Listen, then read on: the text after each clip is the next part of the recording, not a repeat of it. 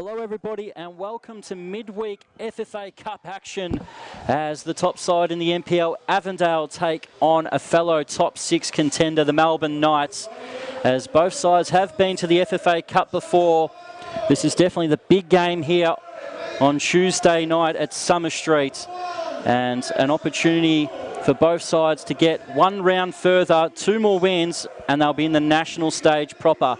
My name is Chris Gleeson, and welcome to the commentary, your superb Zog.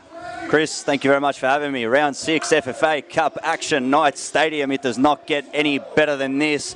We've got Avondale, who are the league leaders in NPL Victoria, but they have seen their, well, could say, their biggest slump of the season so far. They've only collected 1 point in the last 2 games, but the Knights, coming off a fresh coaching substitution. I mean, Mickey Cholina had parted way with the club after Friday night's clash against Oakley Cannons, where they did unfortunately lose 1-0. That was a Harry White 59th minute finish. But the Knights, who have brought back Nikola Jurkovic today, Adam Bryce today for this match, it's looking like a very tasty contest, Chris, and I'm very ecstatic to be here. So we welcome everybody to the live stream. We are just about ready to go.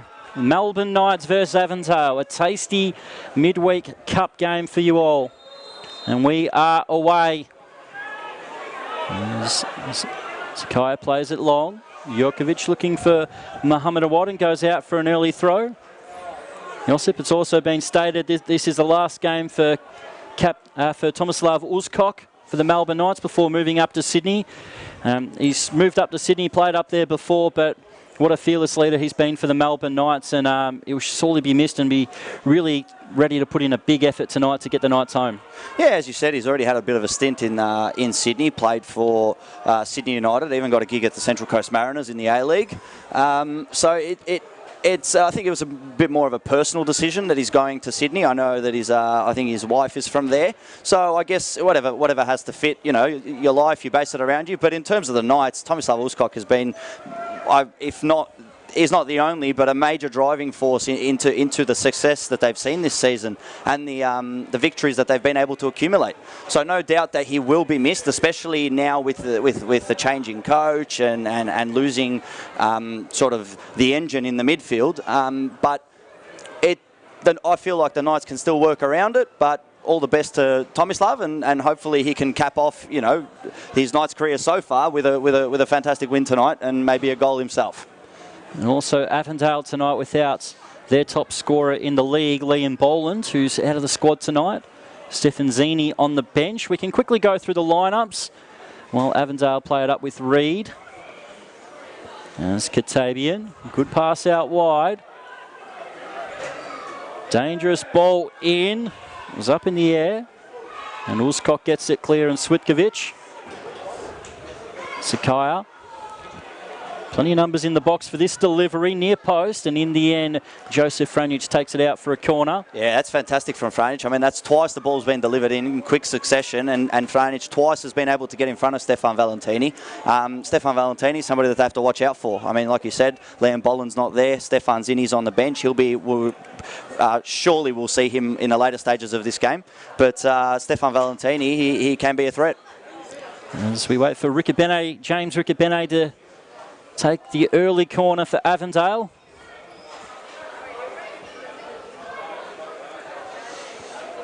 Bunched around the penalty spot. It's good delivery to the back post. Valentini tried to keep it alive, and then it's hooked over the top. And out for a goal kick, an early one in this game.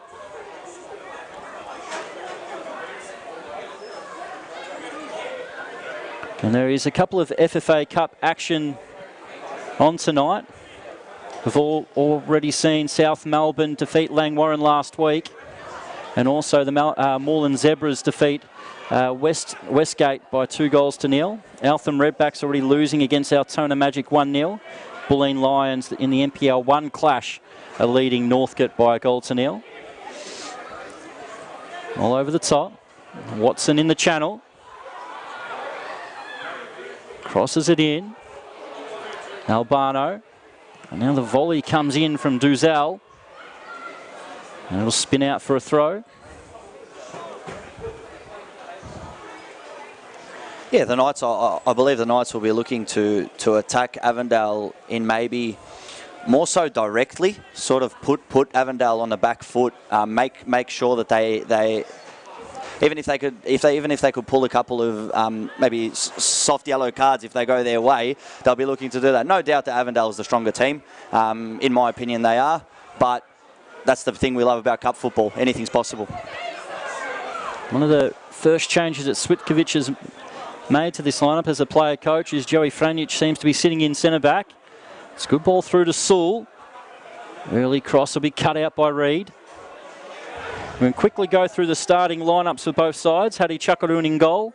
Corey Sewell, Aidan Bryce, Nikola Jokovic, Tomislav Ulskok, Joey Franjic, Marjan Switkovic, Anthony Juzel, Jean Albano, Mohamed Awad and Hamish Watson, the starting lineup for the Knights, with Jordan Gifkins, Damien Todorov, Ivan Grigic, AJ Inia and Caleb Mikulic. It's good to see Caleb Mikulic back. He had such a good start to the season last year, getting that opportunity to go to Austria. Yes, spent just over 12 months in Austria with the academy set up there with Austria Vienna. No doubt it's done positive things for him as a footballer, but we can't wait to see it in the flesh. So he's going to most probably have an opportunity to come on, sort of just like Stefan Zini, in the later stages of today's game.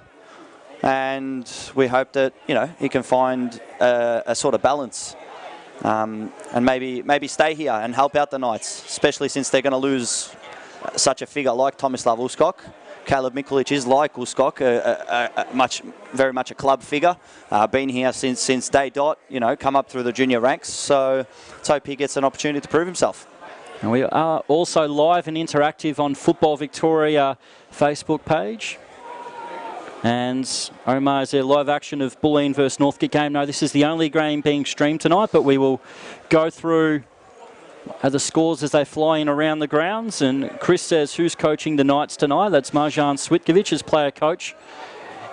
And the Melbourne Knights, I do believe, are getting closer to appointing a new manager, just agreeing a few little things at the moment. So that's a bit of a teaser for Knights fans for the days or maybe the week to come. Yeah, I'm sure that the Knights would have something in mind. They're going to pull something out of the hat, I believe, and it might come to a shock to people, it might not. We'll see, only time can tell, but all I know is it's shaping up to be a very exciting season in NPL, especially as we're now in the second half of it. Great early ball over the top. Albano gets the opportunity to run at Lundy. Can he almost get a shot away? It evades him. Juzel from range. Good shot on that. Stung the palms of Chris Oldfield, but the veteran goalkeeper in this league is happy to collect. Now over the top, Ahmed couldn't control it. And Aidan Bryce, after missing last week, as you said, with a accumulation of yellow cards. I really like what I've seen from Anthony Giselle since the start of this game. He's had 2 shots, one's been blocked, but he had an opportunity against Oakley to put the game in a 1-0 lead for the Knights, and he's skied it over the bar. But with the 2 shots that he's had today, I really see that he's leaning over the ball. And even that shot that he had there, yeah, may have been easy work for Oldfield, but what you want to do from in the first 5, 10, 15 minutes is just put the ball to the keeper, make the keeper save it, put the ball on target. You know what I mean? That's what you get taught from day one. And I really like the way that he started this game. I feel like he might be able to produce something special tonight. Well, it's Avondale with the ball at the moment. As they take it out wide. Looking for the through ball. Switkovic, Jokovic and Joey Franjic will just clear it up the pitch. Into midfield at the next stoppage. We'll go through the Avondale lineup, but both sides' lineups are out on the club's social media. Jokovic around the corner. Well cut out by Hillier, and Reid will bring it forward for Avondale. Both sides haven't been in the greatest of form recently. Avondale losing to the Bentley Greens a couple of weeks ago. And then they were held to a 0-0 draw. The first time Avondale draw a blank this season against Dandenong City, the rapidly improving, investing Dandenong City. And Melbourne Knights are dropping points at home against Oakley on the weekends. We've also had a draws in recent weeks at home against Kingston and Dandenong Thunder, with the away loss to Hume City in between. So it's the Melbourne Knights' worst run of the season. Sakai's got the opportunity for Avondale. In fact, he passes it to the left foot of Rikabene. Matthew Reid, a couple of league goals this season from the back. The obvious target. Dangerous ball in. Chakaroon comes out and collects. And this young goalkeeper, who is maturing very quickly, made himself well and truly the Melbourne Knights #1 this year. He was chopped a couple of times last season with a couple of little mistakes that young goalkeepers can have, but this year he's been terrific in between the goals. His ball inside. Watson will chase it down. In the end, Oldfield will clear it into the grandstands. As you were saying, Harry Chakaron, he's absolutely well and truly made himself the #1 at Melbourne Knights, and with all due respect, he deserves it. I feel like the fact that he hasn't given up, he has faced a lot of sort of opportunities around NPL and around maybe NPL 2 and State 1 to maybe in that last year or two give himself an opportunity where he can get more senior time and more senior football, but he didn't do it. He stayed at his sort of what you could call motherhood club. He started here from day one, and he's gotten his opportunity to prove himself. He's done so, and all credit to him. Ball forward. Jordan Gifkins, the #2 here at the Melbourne Knights, with he's won the medal in the Doherty Cup too, so he's got a decent pedigree around him, but he's sort of been stuck between Ryan Scott at Bentley and now Chakaroon at the Melbourne Knights as Jordan Gifkins. But good competition creates a great competitive edge in the squad, especially in the goalkeepers. Ball forward. Hillier switches it out wide. Katabian tried to play it forward. Lundy goes out for an Avondale throw. In my eyes, I believe Australia's best footballing export are goalkeepers anyways. So Valentini looking for a teammate. In the end, it's Uzcock to get it clear. It's fantastic. You have a look at how many goalkeepers there are around the grounds, and then you have a look at some of their ages as well, and you think, where are we even going to fit all of them? But Australia are very good at creating goalkeepers. Yusuf Ahmed went up for that header. In the end, it's Rikabene with the right. It's going to spin back into play. And Sakai couldn't control it, and out for a goal kick. So it gives us that opportunity to go through the Avondale starting lineup. Chris Oldfield in goal. Back four of James Rikabene, Matthew Reid, Scott Hillier and Brandon Lundy. In midfield, it's Yite Towns, Philip Rikabene, Tazuku Sakaya, and on the wings, Yusuf Ahmed and Joey Katabian, with Stefan Valentini starting up top for Avondale. On the bench, Rory Bryan, the recently acquired goalkeeper, coming over from Oakley, with Jonathan Gumano. A-League fans will remember him playing for the Melbourne Heart, and also, I don't think he was at City, so Melbourne Heart. Jem Burkant, Dylan Jakupi and Stefan Zini. I feel like Jonathan Gumano had a bit of fun over the weekend when he got to face up against Adrian Leyer again. I feel like that would have been a bit of a blast in the past for them too. Throwback to the Christmas derbies of old in the A-League. Yep. Ball forward. Tazuku Sakaya rides a challenge, no foul given. I think the referee did get a fortuitous touch in there that went Avondale's well, and I don't think he paid the foul, just to sort of level it up sometimes. See, I love that from Anthony Giselle. I feel like he's playing with an absolute confidence tonight. Albano clips it in, and in the end, Oldfield will let it go out for a goal kick. So it's even game so far between the two. As we said, Avondale top of the NPL. Melbourne Knights had such a strong start to the season. This is the second time that these two sides have played. They did play at Avenger Park, where so it was a fairly even game, and Tomislav Uzcock got 2 yellow cards in 5 minutes in, I think it was around the 35th, 40th minute in that game. And in the end, Avondale were able to score from Can't remember who scored the first goal in that game. I know Boland from the penalty spots and Gian Albano, the two other goal scorers. Gian Albano pulling one back for the Knights in a 2-1 loss. It was a fairly even game as it's posing to be so far in this one. Yeah, I think that one was round 9, so it was about five rounds ago. But both teams have seen a change in fortune since then. Maybe more rapidly with Avondale. The Knights haven't been sort of as dominant as Avondale were in the first 12 or so rounds. But as I think it's Marijan Cvitkovic who's actually gone down there. Today's player manager for the Knights. But seems to be in a bit of discomfort. Corey Sewell standing over the top of him and the referee sort of signalling or waiting to be able to signal, but it doesn't look like there will be any medical attention. And Cvitkovic looks like he will soldier on. It's great that Cvitkovic can soldier on.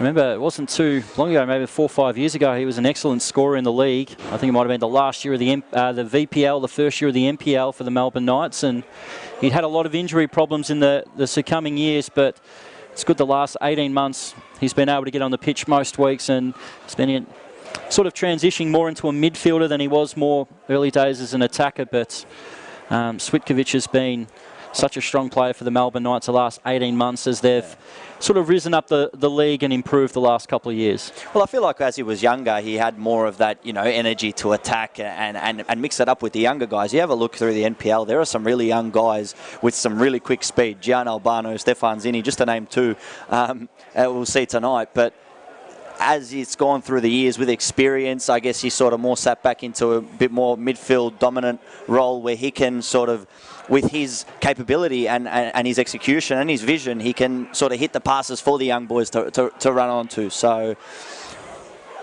and if memory does serve me correctly, he was VPL gold medalist. He was VPL too. I think in the last year of the VPL. So yeah. It's Chris Oldfield who's got happy memories of playing at Summer Street. His time at Hume City saved, I think, 4 penalties in a row. That was on this end here on the left of your screen. That's I remember the quarry end. And of course, Avondale not too long ago, this was their home venue when they made their way into the top flight of NPL. It's been a massive rise from basically park football not too long ago for Avondale to Avenger Park now with the Reggio Calabria club. They've got a fantastic setup there. I mean, I've had the opportunity to have 2 dinners at the Reggio Calabria club, and fantastic. From the pitch to the football to the surrounds to the food, fantastic. I just think they need to invest in some lights. It got a bit dark on the weekend against Dandenong. Yeah, you'll see that around a few NPL venues, especially now, especially with some of the games that kick off at 3. Or so, by 5 o'clock, it's already starting to get dark, especially on a day when it's not sunny, a bit overcast. It's tough to see. And Bryce goes back to Chuckadoon, who clears it well and truly out of the way. I'd love to see how Stead Park looks after tonight's and tomorrow's FFA Cup clashes. They're hosting 2 in 2 nights, with Werribee and Oakley playing there tonight. Would have kicked off not long ago, and Geelong playing St Albans Saints tomorrow. So should be very interesting to see how the pitch holds up. I believe it'll be in better condition if it doesn't rain, but as we've seen today, it's been raining and stopping and raining and stopping, so we'll see how that goes. So the good weather's finally come for us as the game time starts. It's a great run by Valentini. Rickard Benet shapes for a dangerous cross that Jurkovic clears. Danger still not completely out of the way. Valentini, and the deflection fortuitously falls to the Melbourne Knights and Hadi Chuckaroon in goal. We're just going across the grounds in the FFA Cup qualifiers. Eltham Redbacks 0, Altona Magic 1, Bulleen Lions 1, Northcote City 0, and we've just had kickoff in Werribee and Oakley. There's a couple of upsets that could be brewing here. Look at Werribee, who have had an excellent season so far in NPL2, and Oakley, who have found form of late, but can still be vulnerable to a cup set midweek. And Alton Redbacks, after disposing of Pascoval in the last round, fancy their chances, but they're 1-0 down against Altona as Jean Albano looking to keep it in. He can't. Well, I had a little pre-game chat with our FFA, FV, I apologise, Football Victoria commentator, Adem Ultash, and we were having a bit of a chat about our tips for tonight's games, and I said Northcote and Eltham are going to win, the two teams that were losing, and then I said it would be the Knights and Oakley. Care to jump in on that, Chris? Oh, it's a first yellow card for Giselle. So the game has been played in pretty good spirit so far. I did tip Bulleen Lions, and Northcote's much improved. Bulleen as well. They're in a bit of a decent run, I think, at the moment. Bulleen. Eltham Redbacks was my cup set against Altona, and they're losing at the moment. Tonight I did tip Avondale, and I've tipped Werribee for the other upset, just because at the start of the season I'll gloat a little bit, and I had Werribee for promotion, so I was laughed at the start of the season, but they're sort of on track, so there's my tips for tonight. So one with the Knights, one with Avondale, 0-0 at the moment. Still fairly even game. And plenty of time to go. You can, as I said, you can always join in on the Facebook comments.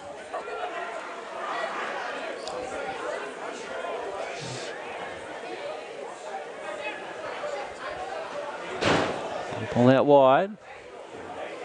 Early cross in looking for Katabian. Franich. In the end they get it clear. Can Watson hold on to this? He can. Get away from a fellow countryman in Hillier. In the end Scott Hillier takes it and starts a counter attack, and he joins in.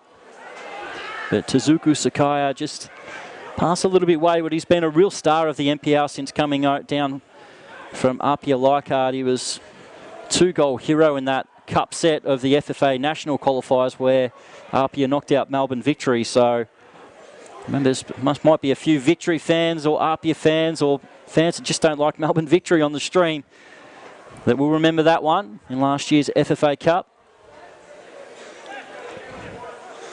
It's just amazing how every season there's at least something that just gets people talking, and not just that, it gives exposure to the clubs that are playing in top tier NPL divisions, and even teams like Northcote who are in the contention again this year after qualifying for the first time last year. So it's just fantastic. I love this cup. I love every year when it rolls around, and this is sort of the best time. Round 6, round 7, and then when we start heading into that round of 32 draw for the Nationals, that's always exciting. But it's all fun as the Knights look to maybe catch Avondale on a counter here. As Watson feeds Jean Albano.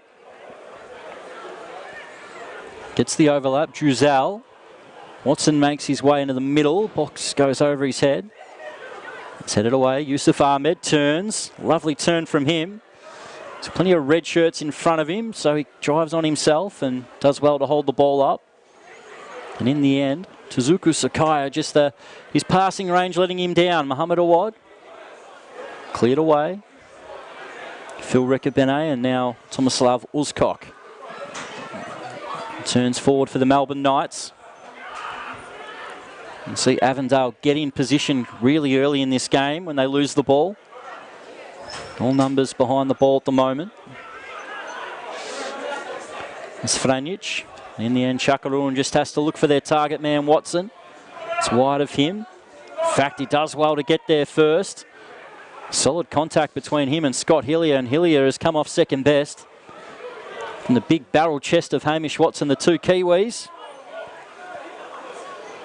Yeah, it did look like a bit of a tough knock there, especially maybe to the midriff area or to the chest.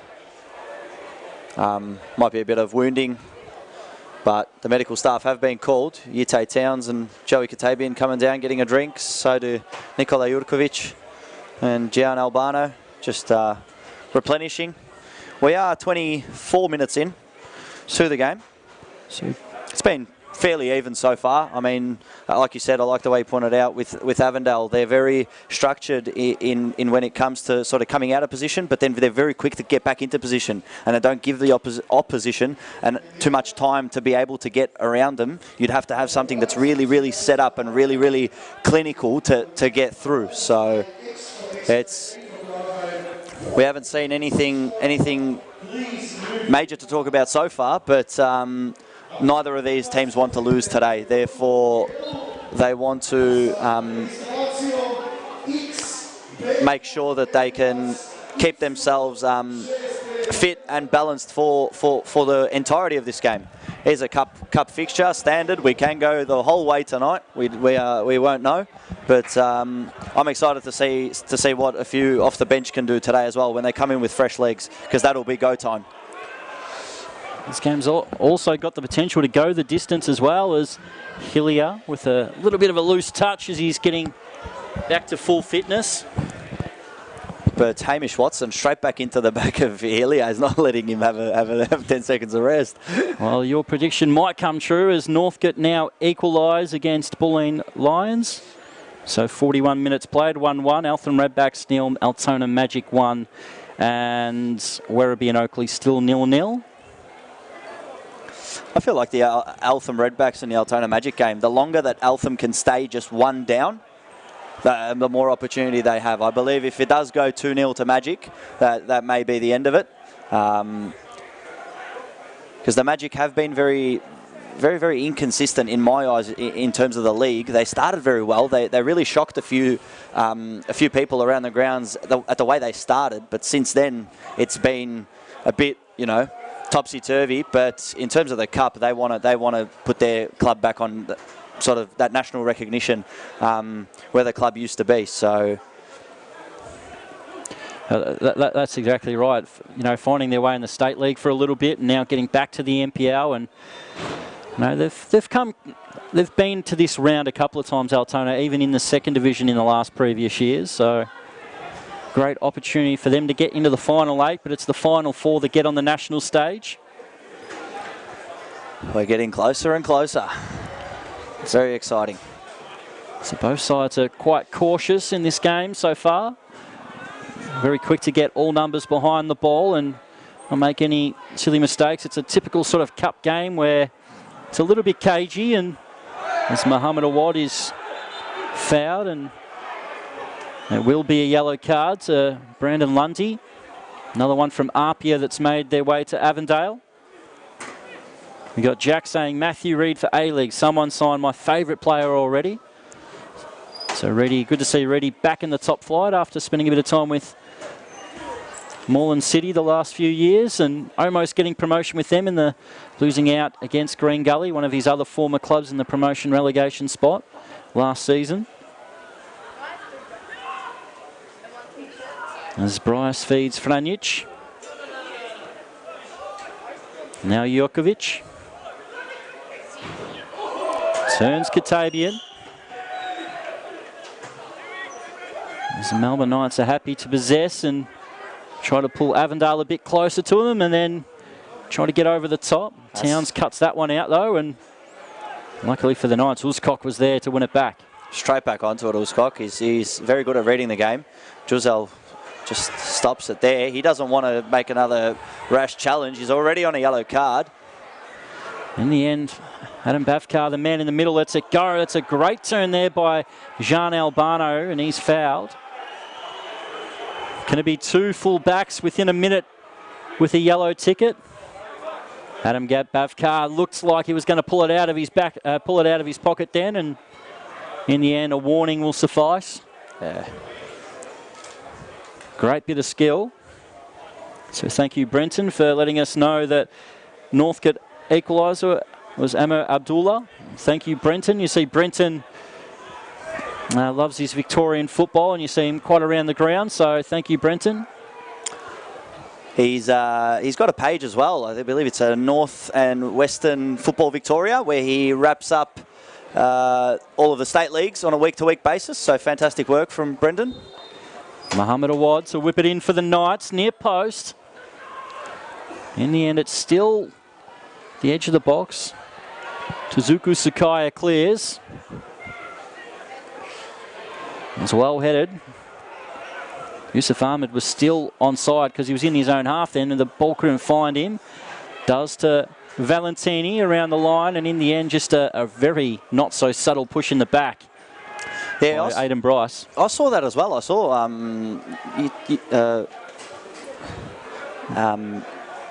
Yusuf my Ahmed. apologies. Yusuf Ahmed. I saw. Oh, dangerous ball. Here's a chance. Is this 1-0 for Avondale? It's off the post. Somehow it didn't go in. Handball shouts from Avondale. Not given. Well, that's ricocheted, and it was on the line and off it.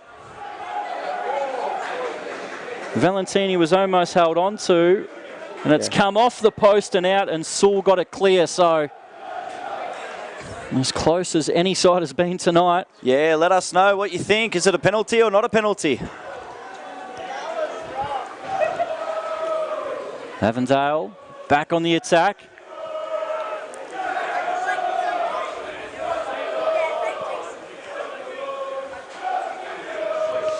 Now forward Valentini. As well to turn away from a couple of Knights players, but in the end the sliding challenge from Jokovic gets it out.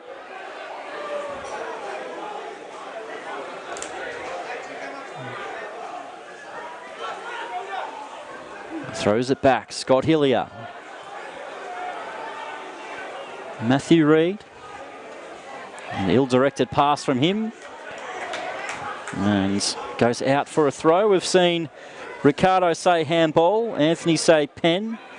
Adam McKenzie handball 100%, pen all day, ball to hand, says Justin.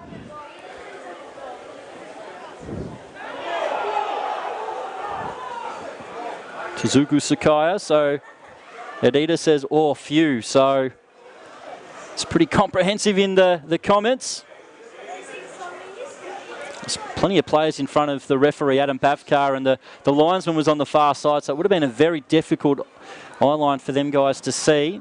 We're up in the grandstand. It's a little bit harder for us to as well, Josip. That's why we rely on the comments. It's sort of just the way the ball bounced back off the floor. I feel like it took some type of touch that forced it to the floor.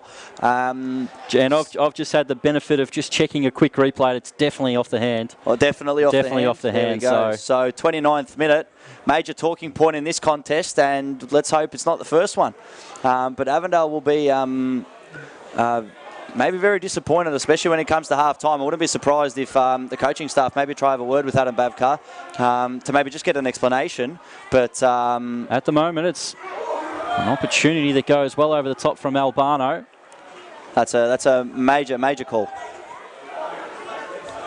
It's a wonderful pass in the end from Joseph Franic, who slid in to make the challenge and really set it a counter-attack off as Avondale getting a bit more confident in the game. They're sending the fullbacks quite high, so they're enjoying a bit of action near the goal, and it's another mistake made at the back, and a foul's being given. As Watson was overstretching with Reid, and luckily Avondale did get that foul because the Knights are off with a few players. Yeah, well, as soon as Watson saw Matthew Reid sort of take a bad touch, he just went straight in with the foot. Adam Bavkar decided that it was too harsh, but here we go again. There's another foul in midfield, and Demir Kulas says handball, penalty, and yellow card to Franic, in my opinion. Don't think he was heading in. I don't think it was heading in. So, interesting. Thank you for Demir. We know Demir on the streams, and doing a great job. He really is the encyclopedia of Victorian football, is Demir Kulas. Great to have him watching through. And Brian with a wink face, no pen, so. And I can guarantee everyone on the stream, your view is a lot better than what we are in here, one of the corporate boxes in the back of the grandstand, so. Should have brought me binoculars, I reckon, Josip. Yeah, I wasn't sure where we were going to be tonight, but it's a lot warmer here, in my opinion, than the tower across the other side of the ground. But as Nikola Jokovic gets his customary yellow card, he does rack him up quite a bit with just holding back Utah Towns in midfield.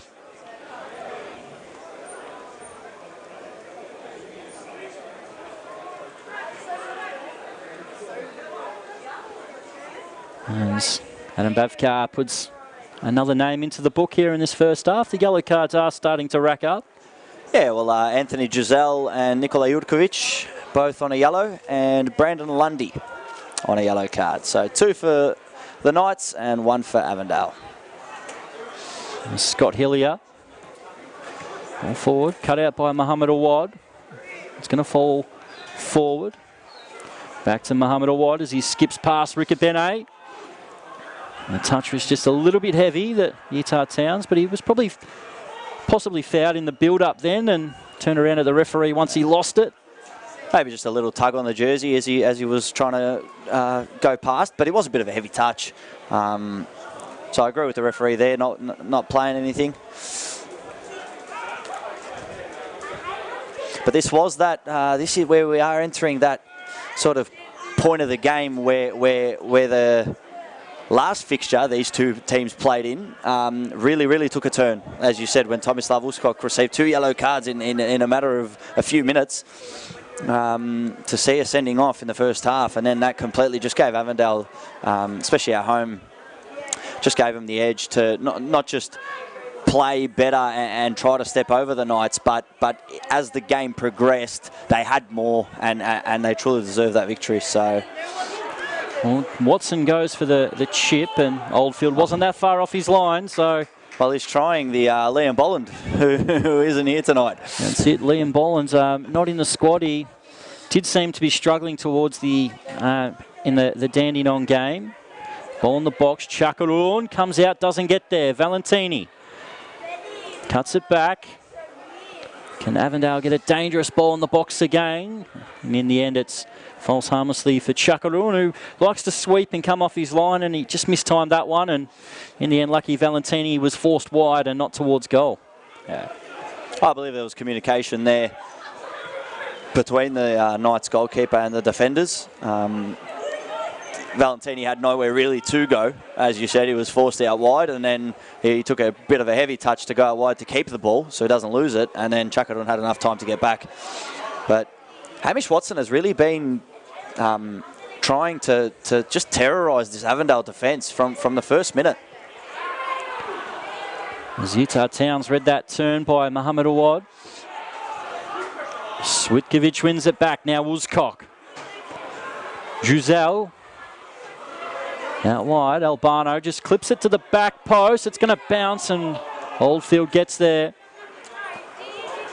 It's a good little move there by the Melbourne Knights. Sliding in Franjic, who's won the ball back again. Now Switkovic goes to the back post. Oldfield should get there, and he does. As challenging for it was Hamish Watson, and they share a high five for a good compete in the air between the two. Yeah, not a bad spell from the Knights. Been able to whip in a ball twice, force Chris Oldfield to catch the ball, make a save. That's what I was saying from the first minute. You just want to get it on target. You want to get it on target at all times. And somebody who we've seen can get it on target is Muhammad Awad. This is his 3rd game for the Knights. In his on debut, he scored an absolute blinder. Absolute freak. We were both there that night to see that live, and it was incredible. On the left boot. Be fantastic to see something like that again. Rikabene, dangerous area again, and once again the Melbourne Knights clear it. There's a wad. Just chips it over the top. Uzkok looking for support, and he finds that in Watson. Reed over the top, and Hillier. And Avondale will mop it back. And it's great to have Sportscast delivering this stream for us tonight. Andrew McLeish sitting next to us. So you can see the replays with the picture-in-picture. Part of Sportscast broadcast of the FFA Cup tonight.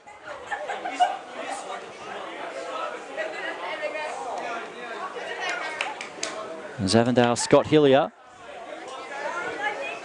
Sakaya.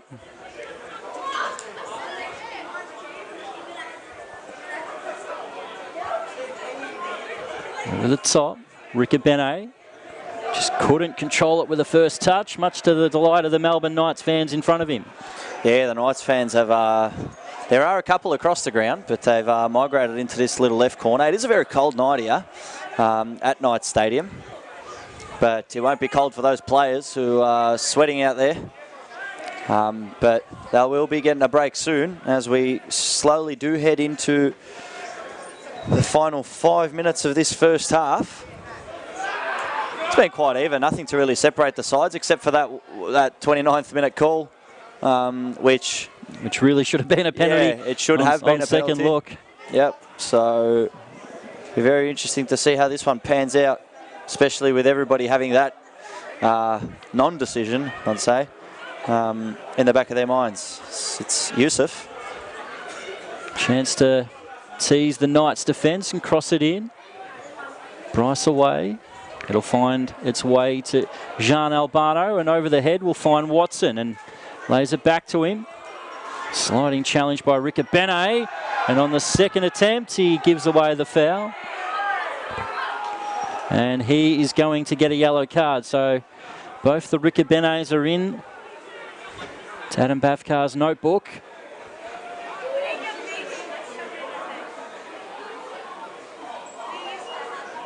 So now got Phil and James in the book. Only Phil. Only Phil, is it? Only Phil. James got warned, yes. James was supposed to get a yellow card, but he got a warning. Mr. Adam Bavkar teased him by holding the pocket as he walked past him and didn't register one, so... Teased you too. Yeah. My mind triggered that it was in the book, but... That's it. Well, that's now 2 apiece with yellows, the first half. As the Melbourne Knights restart the game, Wooscock. As we're switching it out wide. Ricabene or Muhammad Awad will be able to collect it and turn. Can he find an angle? He gets past Ricabene. Can he find a teammate back post? As Watson once again made the run to the near post, and the ball goes out for a throw. It was absolutely gorgeous there. He had it on his right boot and he's quickly gone on the left. He's gotten the better of Ricabene, and then just the delivery. Had that delivery been onto the front post, you can fancy Hamish Watson to jump and get that Didier Drogba-like header, you know, at the front post towards the back, just to sort of confuse the goalkeeper. But fantastic to get into the position, fantastic to create an opportunity, but very, very poor on the delivery. Has to do a lot better there. All the sides, both sides' efforts have come from wide areas. Yusuf Ahmed trying to squeeze a way through. In the end, the deflection finds the Knights, and Muhammad Awad. It's again with a tricky feed. Albano's out wide. He looked to release it first time, and now he goes through the middle. Switkovic. Now they get to Albano, but the offside flag goes up, much to the disgust of the Melbourne Knights fans in front of us in the grandstand. Yeah, well, they weren't happy with that. Well, the Knights fans know. I mean, they know that they're the underdog in this situation, and when you're the underdog, you've got to take all the opportunities you can get.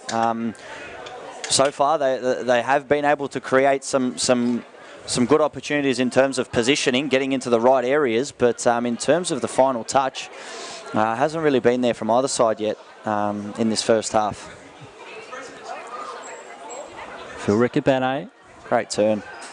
Great pass through. Yusuf Ahmed straight at Chakaru, and either side of him, and Avondale would have had the lead. But what about the pass from Ricabene in midfield? That was unreal. The turn had just left him in an acre of space, and then the run from Yusuf, and that ball was absolutely magnificent. Look at that. But I mean, I'd like to say credit to Chakarun, but I feel like Ahmed just hit that straight into him. He did not pick a side. Now Oldfield couldn't find a teammate with his clearance. Juzel.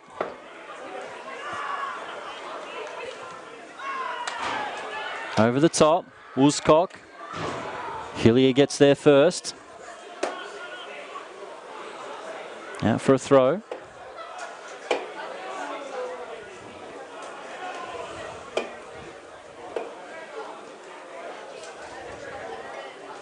So wait for Nikola Jurkovic to throw it in.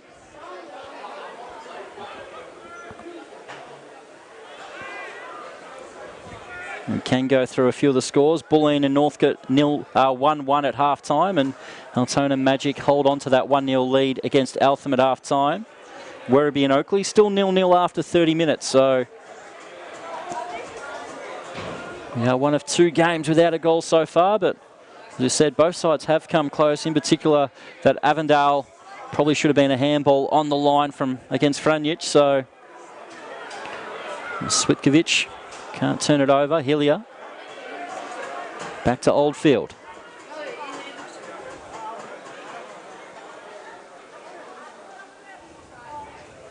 Read out wide. No one can really control it. Rickabene's ball forward finds Ahmed, and now Katabian likes to cut inside. Can he get a shot away? It was well read by Nikola Jurkovic.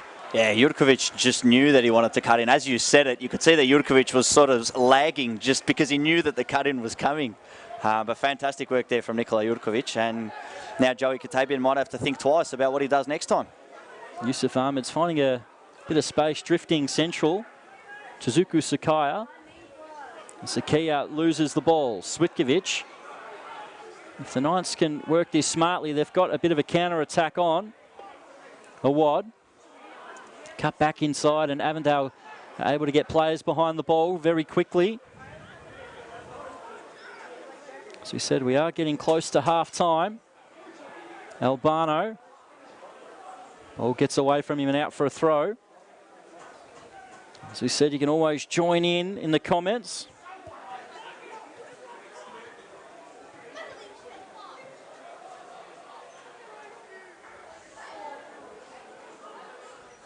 Switkovic holds it up well. Corey Sewell. Now Albano. Wants to cut inside. Once again, it was well read by the defenders. The defenders are having a good game so far. Propelling all attacks so far in this first half. Sewell will get ready to throw it back in as 2 minutes goes up on the board for stoppage time. Mohamed Awad. Tomislav Uzkok, the dancing feet. Looking for the right pass, try to scoop it over for Sewell. In the end, it's cleared out. As we've said, Tomislav Uzkok of pre-game. It is his last game for the Melbourne Knights tonight. Feel free to go through your favourite Tomislav Uzkok memory and send it in the comments for us to read out in the second half. At the moment, it's Watson. Jurkovic back post, Oldfield, and he's bumped into, and the foul's been given to the goalkeeper.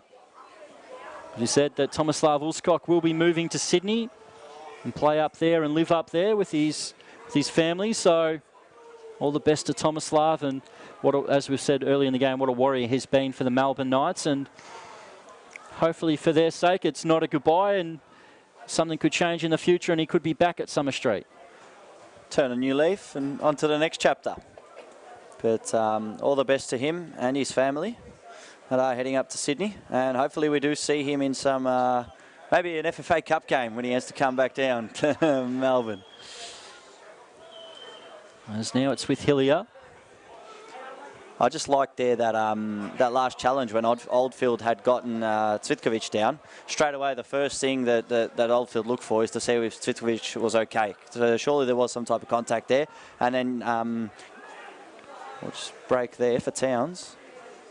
Over the top. It's too much on it. Goes out for a throw. So Justin says, what's the crowd attendance? It's actually for a Tuesday night. It's not a bad little sprinkling in the crowd in the grandstand. Usually the camera position is in the tower on the far side, which is closed, unfortunately, tonight. That's why we're in the grandstand. But it is half-time here at Knight Stadium.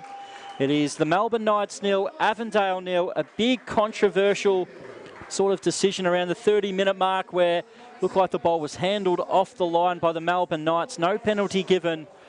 And it would have been very difficult for the ref, as we said, where there's plenty of players in the way for not only him but the linesman. But a big talking point in what was a fairly even half between both sides, Josip. Yeah, 100%. It was a fairly even contest in that first half. Neither team really wants to give anything away. It's a cup match, and like you said earlier in the half, it did show moments of where it was a bit cagey. But yeah, that 29th minute decision, massive. That should have been a penalty for Avondale. But yeah, Anthony Giselle's on a yellow card, Nikola Jurkovic on a yellow card, Philip Riccobeni and Brandon Lundy on yellow cards, 2 apiece. It's all set for a cracking last 45 minutes. And that's the way it is here at halftime at Summer Street. We'll be back after a short break for the second half, and who knows, maybe extra time and penalties beyond. So Anything's possible tonight. Anything's possible.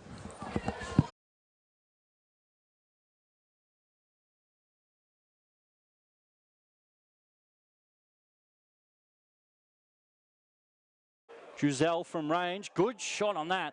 Stung the palms of Chris Oldfield, but won't make any silly mistakes. It's a typical sort of cup game where it's a little bit cagey, and as Muhammad Awad is fouled, and it will be, in the end, Adam Bavkar, the man in the middle, lets it go. That's a great turn there by work from Brendan.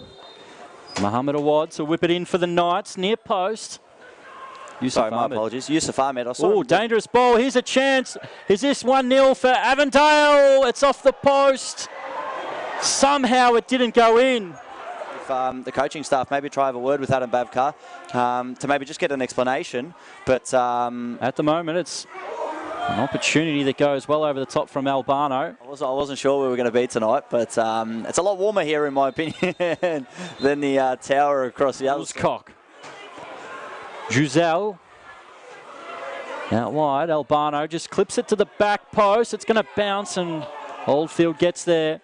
Absolute freak. We were both there that night to see that live, and it was incredible. On the left boot. It'd be fantastic to see something like that again. Riccobene, dangerous area again, and once again the Melbourne Knights. And over the head will find Watson, and lays it back to him.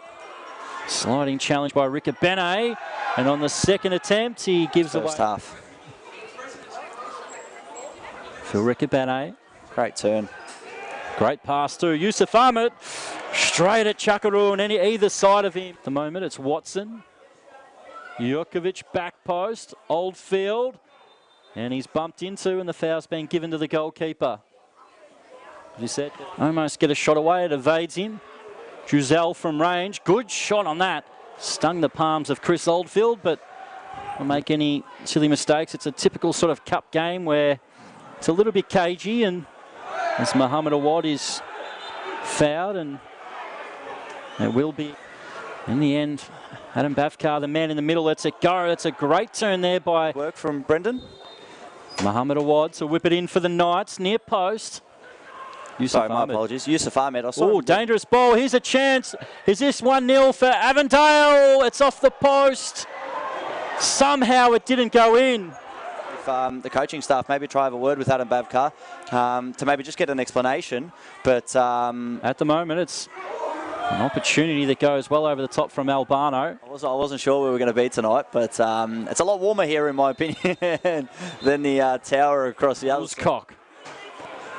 Giselle out wide. Albano just clips it to the back post. It's going to bounce, and Oldfield gets there.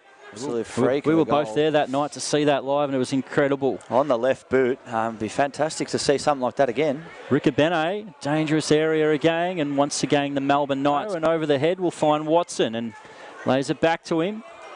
Sliding challenge by Riccobene, and on the second attempt he gives away. First half. For Riccobene. Great turn. Great pass through. Yusuf Ahmed straight at Chakaru and either side of him. At the moment it's Watson. Jukovic back post. Oldfield. And he's bumped into, and the foul's been given to the goalkeeper. As you said, almost get a shot away. It evades him. Giselle from range. Good shot on that. Stung the palms of Chris Oldfield, but won't make any silly mistakes. It's a typical sort of cup game where it's a little bit cagey, and as Muhammad Awad is fouled, and it will be, in the end, Adam Bavkar, the man in the middle, lets it go. That's a great turn there by work from Brendan. Muhammad Awad to whip it in for the Knights, near post. Sorry, my apologies. Yusuf Ahmed. Oh, dangerous ball. Here's a chance. Is this 1-0 for Avondale? It's off the post. Somehow it didn't go in. If the coaching staff maybe try have a word with Adam Bavkar to maybe just get an explanation.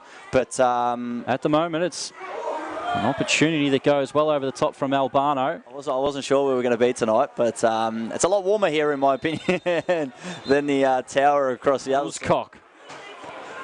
Giselle out wide. Albano just clips it to the back post. It's going to bounce, and Oldfield gets there.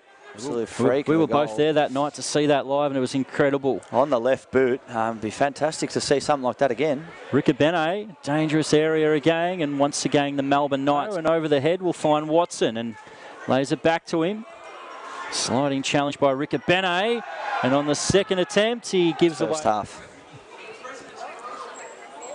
For Riccobene. Great turn. Great pass through Yusuf Ahmed. Straight at Chakaru and either side of him. At the moment it's Watson. Jukovic back post. Oldfield. And he's bumped into, and the foul's been given to the goalkeeper. As you said, almost get a shot away. It evades him. Giselle from range. Good shot on that. Stung the palms of Chris Oldfield, but don't make any silly mistakes. It's a typical sort of cup game where it's a little bit cagey, and as Mohammed Awad is fouled, and it will be, in the end, Adam Bavkar, the man in the middle, lets it go. That's a great turn there by Work from Brendan. Mohammed Awad, so whip it in for the Knights, near post. Sorry, my apologies. Yusuf Ahmed. Oh, dangerous ball. Here's a chance. Is this 1-0 for Avondale? It's off the post. Somehow it didn't go in. If the coaching staff maybe try have a word with Adam Bavkar to maybe just get an explanation. But at the moment, it's an opportunity that goes well over the top from Albano. I wasn't sure we were going to be tonight, but it's a lot warmer here, in my opinion, than the tower across the other. Cock. Giselle. Out wide, Albano just clips it to the back post. It's going to bounce, and Oldfield gets there. Absolute freak. We were both there that night to see that live, and it was incredible. On the left boot. Be fantastic to see something like that again. Riccobene, dangerous area again, and once again the Melbourne Knights. And over the head will find Watson and lays it back to him. Sliding challenge by Riccobene, and on the second attempt he gives away. First half. For Riccobene. Great turn. Great pass through Yusuf Ahmed. Straight at Chakaru and either side of him. At the moment it's Watson. Jukovic back post. Oldfield. And he's bumped into, and the foul's been given to the goalkeeper. As you said, almost get a shot away. It evades him. Giselle from range. Good shot on that. Stung the palms of Chris Oldfield, but don't make any silly mistakes. It's a typical sort of cup game where it's a little bit cagey, and as Mohammed Awad is fouled, and it will be, in the end, Adam Bavkar, the man in the middle, lets it go. That's a great turn there by Work from Brendan. Mohammed Awad, so whip it in for the Knights, near post. Sorry, my apologies. Yusuf Ahmed. Oh, dangerous ball. Here's a chance. Is this 1-0 for Avondale? It's off the post. Somehow it didn't go in. If the coaching staff maybe try have a word with Adam Bavkar to maybe just get an explanation. But at the moment it's an opportunity that goes well over the top from Albano. I wasn't sure we were going to be tonight, but it's a lot warmer here, in my opinion, than the tower across the other. Cock. Giselle. Out wide, Albano just clips it to the back post. It's going to bounce, and Oldfield gets there.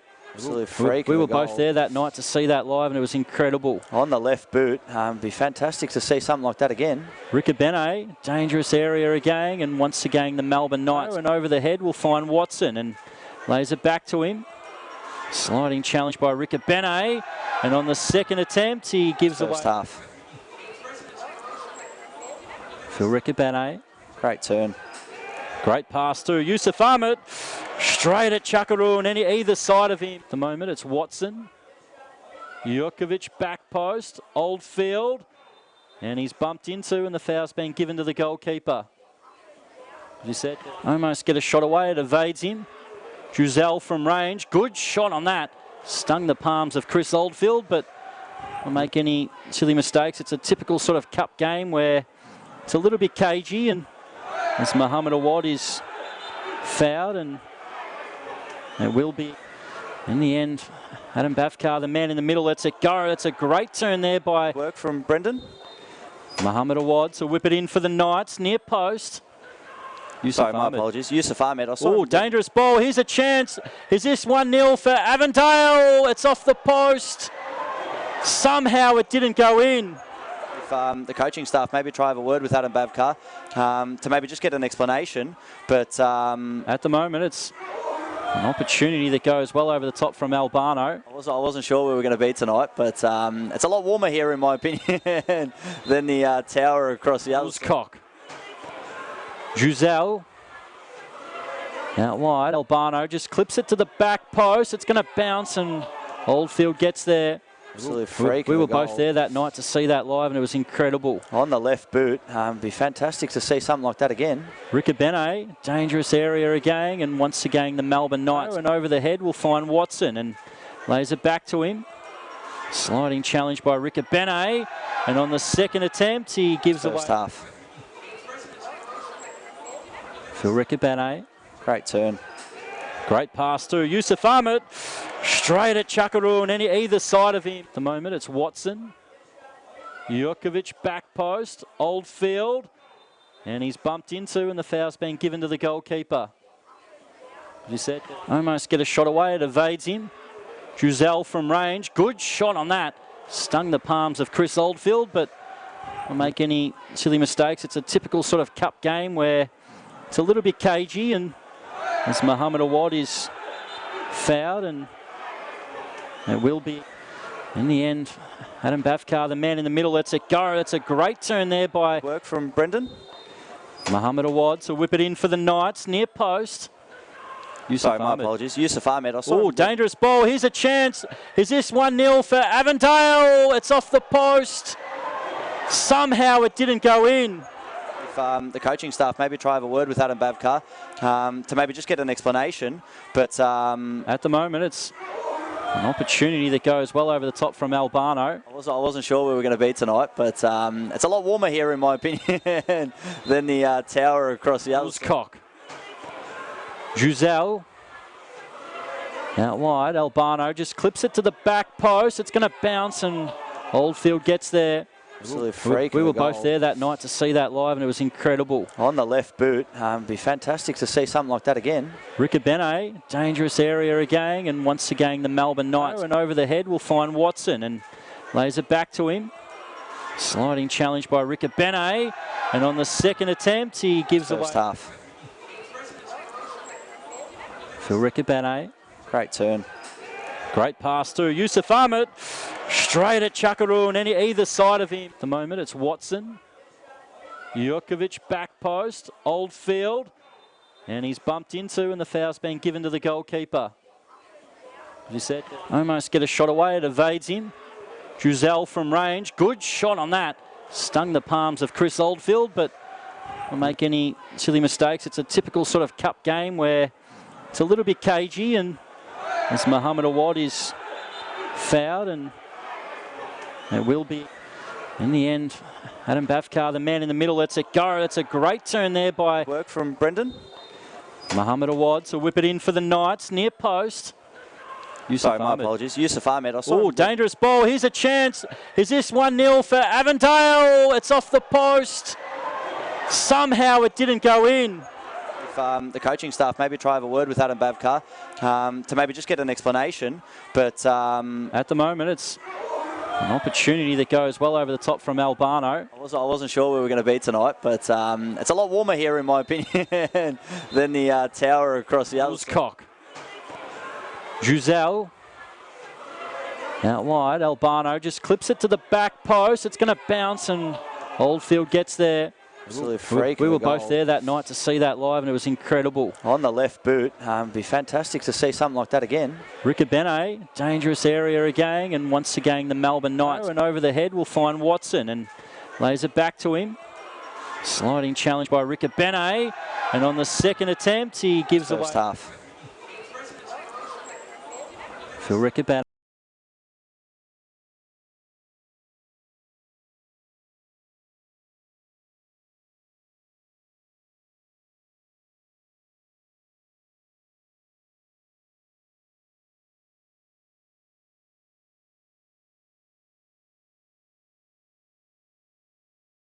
Sorry, my apologies. Yusuf Ahmed. Oh, dangerous ball. Here's a chance. Is this 1-0 for Avondale? It's off the post. Somehow it didn't go in. Handball shouts from Avondale. Not given. Well, wow, that's ricocheted and it was on the line and off it. The coach, sorry, my apologies. Yusuf Ahmed. I saw. Oh, dangerous ball. Here's a chance. Is this 1-0 for Avondale? It's off the post. Somehow it didn't go in. Handball shouts from Avondale. The coach, sorry, my apologies. Yusuf Ahmed. I saw. Dangerous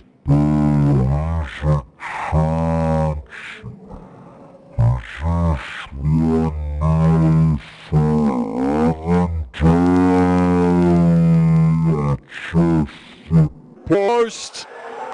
Somehow it didn't go in.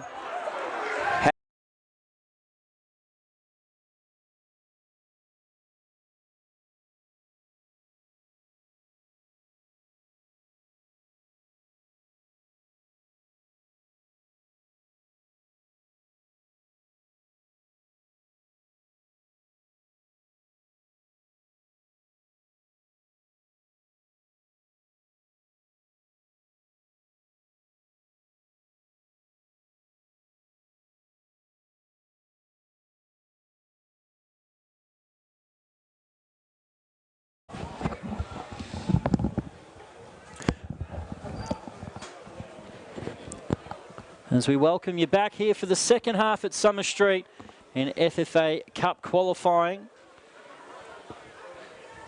Good chances for both sides and a fairly even first half, but still the scoreline is 0-0. There's got to be a winner on the night, even if that means extra time and penalties. My name is Chris Gleeson and welcome back to the commentary, Josip Herzog. Chris, thank you very much for having me. First half, it was interesting, but cagey for majority of it. So we see a second ball on the pitch now. But as you said, there has to be a winner here. Has to be a winner. There is no going home until one team is through and the other's eliminated. So someone will be heartbroken by the end of the night, but that's football. That's what we deal with on a weekly basis, but that's why we love it. Sometimes you're up, sometimes you're down, but you never give up. As I think it's Sakia there who getting on the ball. Well, in the end, luckily it finds its way to Sewell. My apologies, that was Towns. Towns got onto that one. Zite Towns, who's been in excellent form.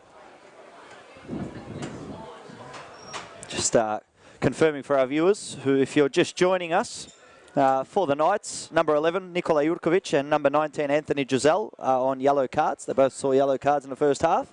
And for Avondale, number 17, Philip Riccobene, and number 19, Brandon Lundy, on yellow cards. So 2 apiece.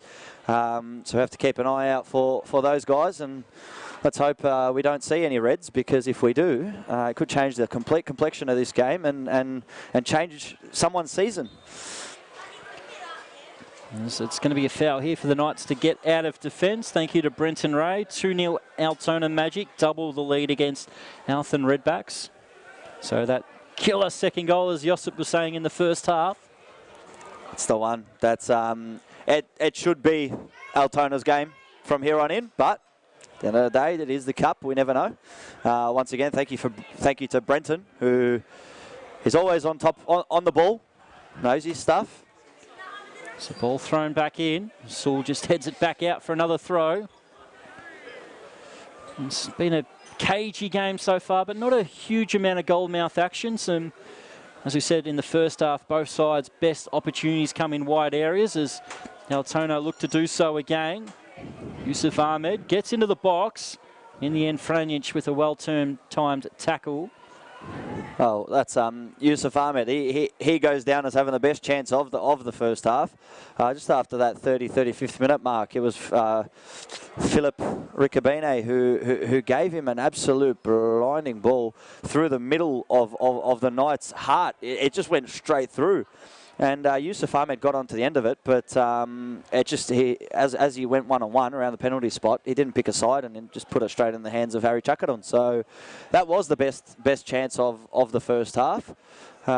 Few talking points, but I'm sure that as a few substitutions get made in this second half, and the further we get into it, the teams will start to open up and opportunities will start to go through, and then it's just the more ruthless one will come out on top.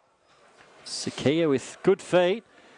Good layoff. Another chance for Avondale to cut it back. Sakia is there, and it's in the end it's cut off the line and smashed in by Yusuf Ahmed. He had the best chance in the first half, and he makes no mistake early here in the second, and Avondale take the lead at Summer Street. Yeah, that was unbelievable. The first shot came in, and Corey Sewell got a foot onto it to block it out, but then he came onto the feet of Yusuf Ahmed. And as I was just saying, he missed the best opportunity of the first half, but as it came to him, took a touch, knows he's got his spatial awareness. You know, he could have taken that first time and belted it over the bar, but took his touch, cool, calm, collected. Yusuf Ahmed, it's 1-0 Avondale. So advantage Avondale here at Summer Street. And Avondale, who did, I believe they got to the round of 16 last year. Before, in fact, it was round of 16 or the final 8 last year when they were knocked out by Sydney FC. As they made ABD Stadium their home for their cup run last season. It's advantage the league leaders again. As Lundy's got a dangerous ball to deal with. It's cleared over the top. Corey Sewell will take the throw quickly. And now the Melbourne Knights through Franjic.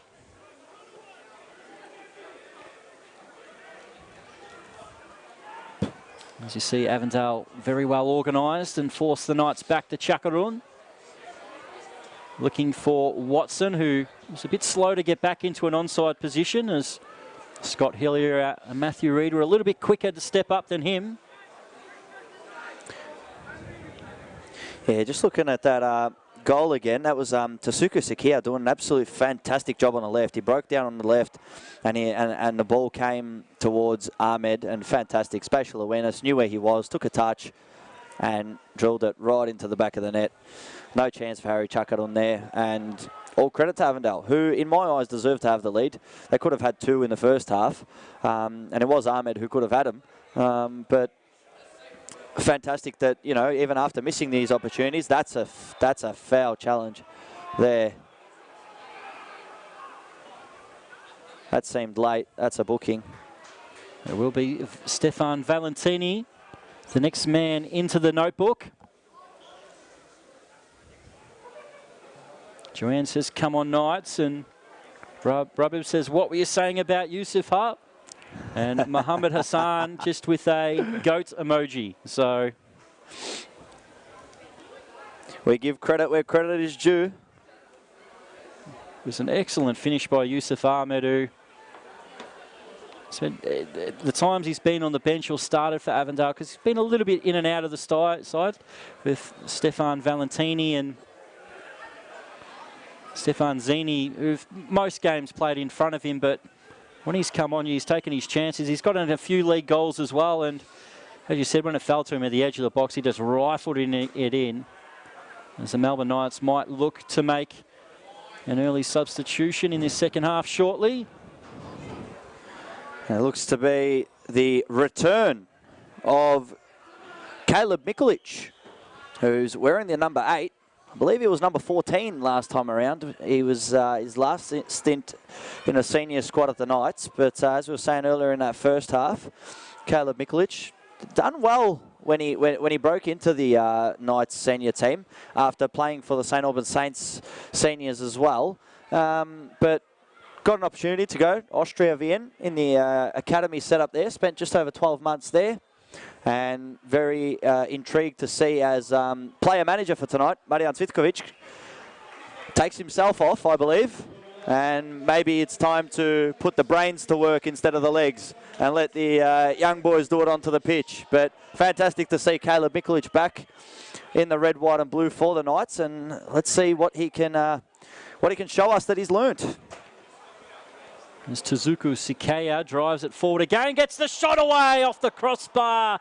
It was through Chakarun, and the little Japanese maestro in midfield once again ran rings around the Knights midfield and just rocketed the shot off the crossbar and out. Well, Tasuku Sakia, he basically created the first goal by just terrorising that Knights defence. And just again, as he got the ball there, broke past. Once he gets in front of you, there's no catching him. He's so quick, not only off the ball, but on the ball as well. And Harry Chakaran would be very, very glad that the crossbar came to his aid there. Very quick backlift, and gee, it generated a lot of power.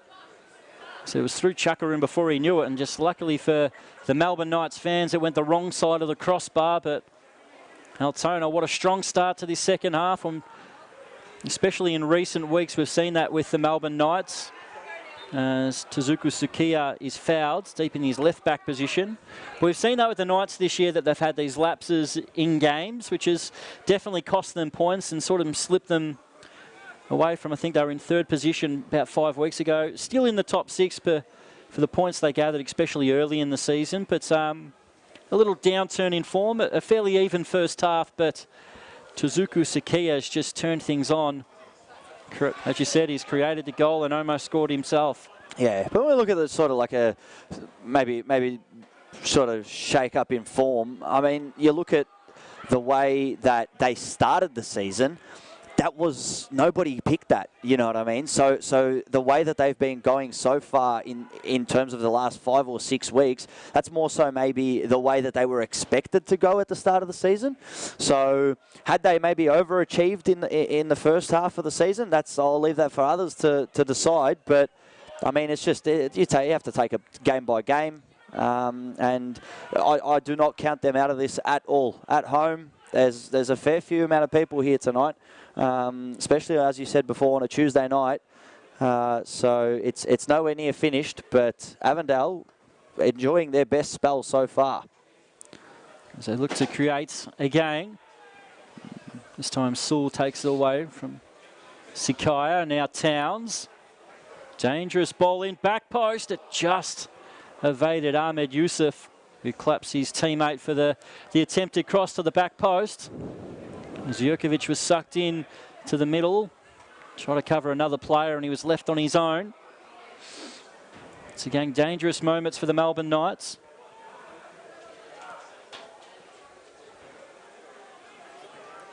And Altona have a third against Eltham, and Bulleen Lions are now back in front. They lead 2-1 against Northcote City, and Werribee and Oakley are at half-time, and it's 0-0 in that other cup game. And Brenton Ray says that Bulleen have gone in front through Josh Knight, who makes it 2-1 with an outrageous scorpion kick. Well, there you go. So we'll wait to see the video highlights, which will surely come out.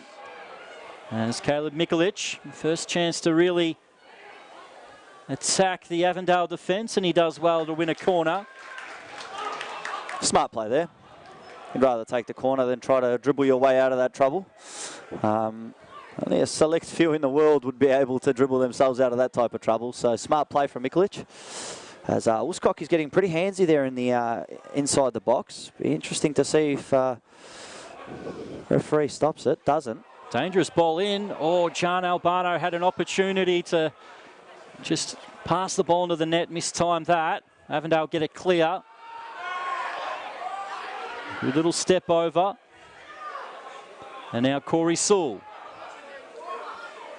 Couldn't get the right angle for the cross, and Juzel has now lost out. Yusuf Ahmed can stride forward. Heavy touch. Cut out. And now it's the Knights again as the game opens up a little bit. Corey Sewell looking for Albano. Reed is there. And up the line as Corey Sewell just couldn't play the pass back to Gian Albano, but the intensity's lifted here. Yes. On a cold night at Summer Street. It's starting to get to that point where, as we head into, we're nearly going to be past the hour mark. Thank you to Anthony Smolich, who's tuning in, who is one of the co-hosts of The Night Train, Monday nights on FNR at 8 p.m. The Night Train, Rob Spollard and Anthony Smolich there. And if anyone doesn't know much about The Night Train, definitely have a look at the songs at the end of those shows, because they are some of the most funniest songs you'll see. As Sewell has given away another foul in the corner. Just gets a warning. I really thought he would have pulled out a yellow card there, Adam Bavkar, but just because of where the challenge was, like the ball was nearly out of play anyways, and then the challenge just came there. But as you said, just a warning. As Tezuku Sikaya.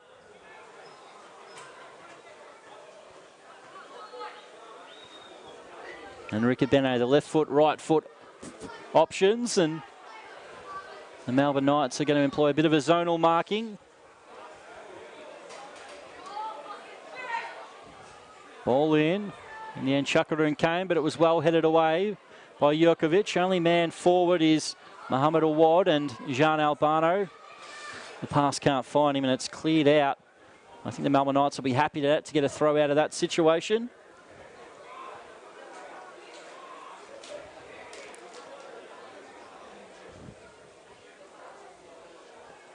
Ball over into the channel. Hillier will get there in front of Watson.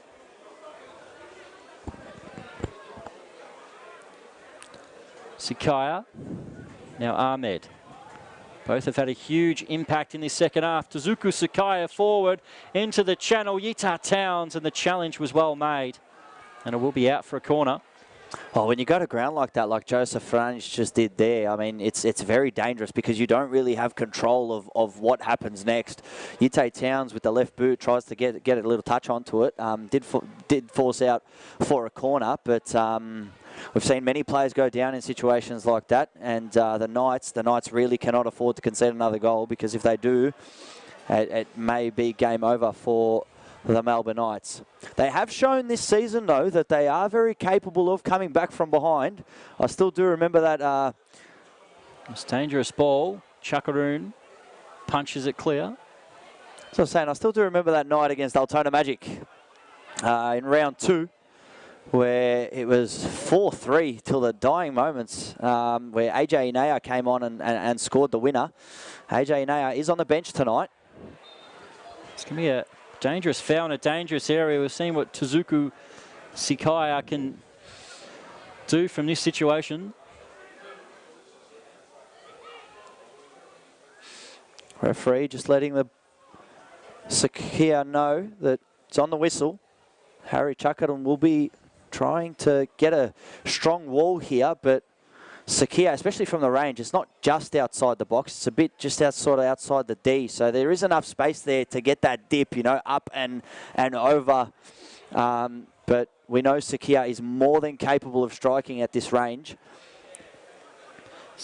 So James Ricabini there on the left boot as well, maybe to just give Harry Chakaroon, to put him into two minds. It is Sikaya who'll line this one up over the wall in front of Chakaroon, but he collects. Fantastic positioning there from Chakaroon, not only to be able to get down and keep that balance, but to also hold the ball. The long ball comes through. It's going to bounce. That Oldfield comes charging out and gets clear. Mikulic. On the pass is given away. Valentini. Knights get it back. Stefan Valentini is very slow to pick himself up. In fact, he's laying down on the ground. He might have been caught slightly a little bit late there, but in the end, the Melbourne Knights will kick the ball out. As you see, with the home crowd get a bit vocal and boo that sort of thing. But we hope Valentini can continue.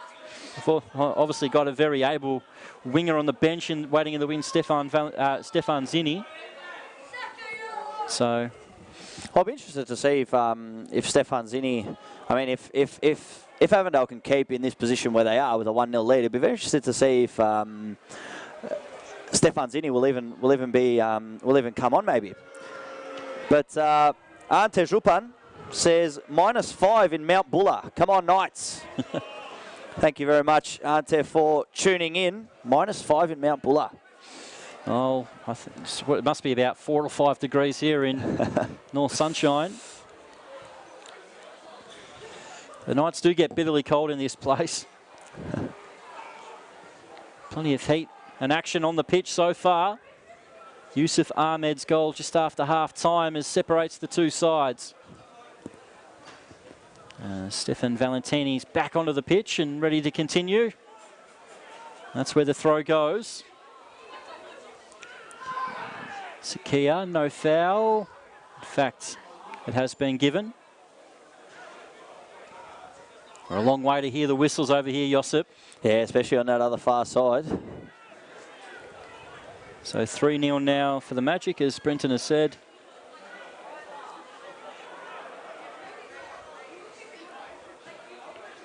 Cricket Benet away. Watson would have been in an offside position if he did get that, but now he's back onside. He's offside again. In fact, I thought he was able to get back on, and so did he. Especially when that first ball was coming to him, he knew he was offside. You'd think, you know, as a striker, you do everything you can to stay onside, just in case the ball does come back to you. But Hamish Watson there caught out once again. It's with Scott Hillier. Sewell cuts it out, only for an Avondale throw. Said only the one change in this game. As Switkovic took himself off as the player manager for Caleb Mikulic.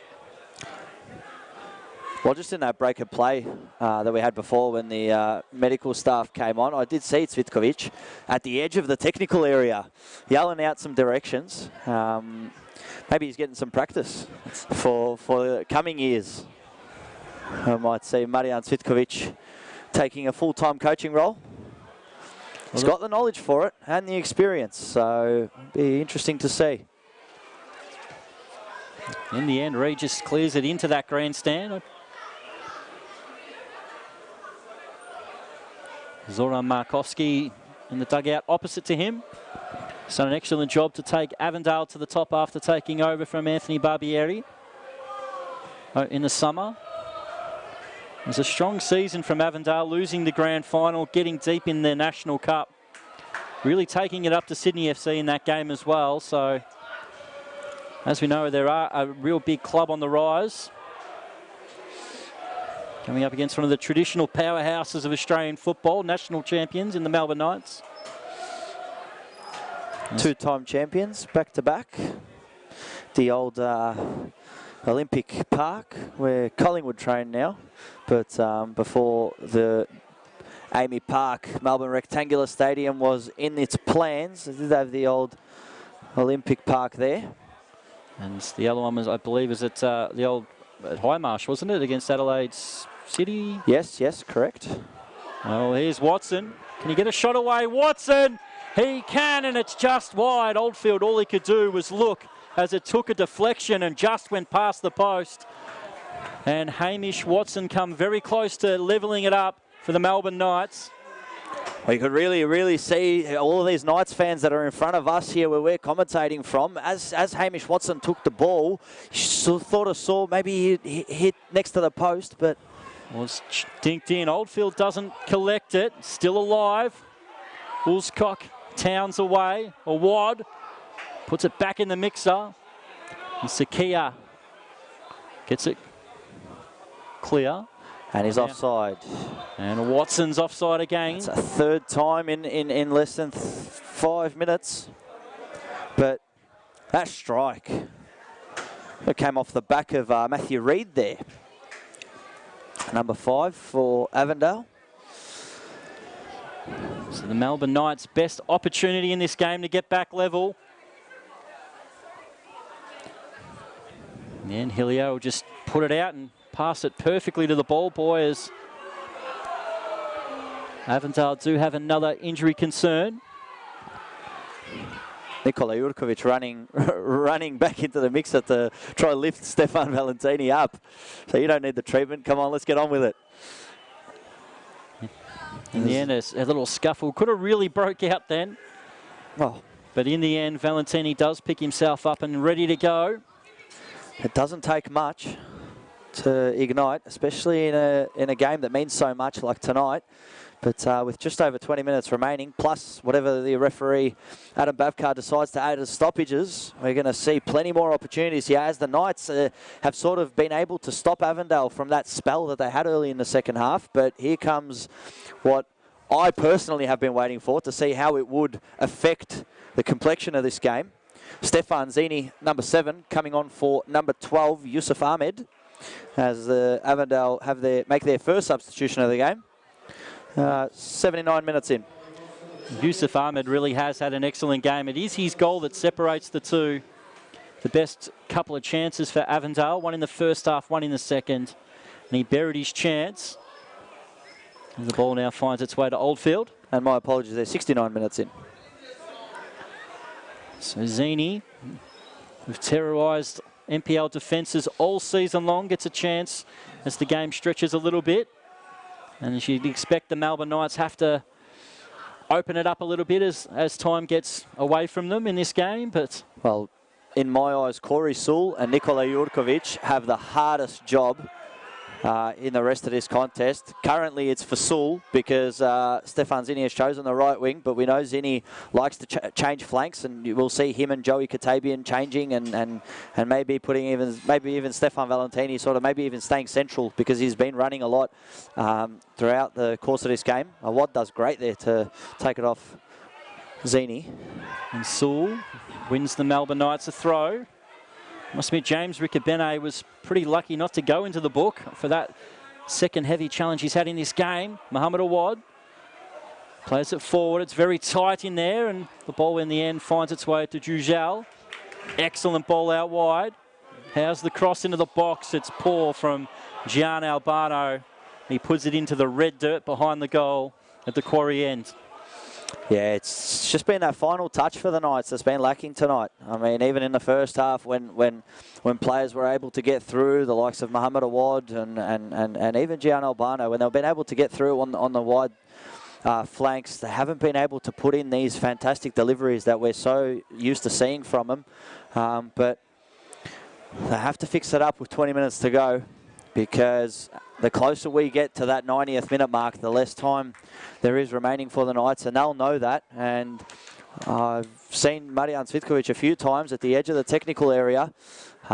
He will be absolutely begging his teammates to not give up and give it absolutely everything they have.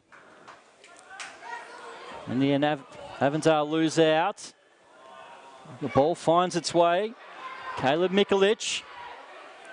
Can he find an angle to get a shot away?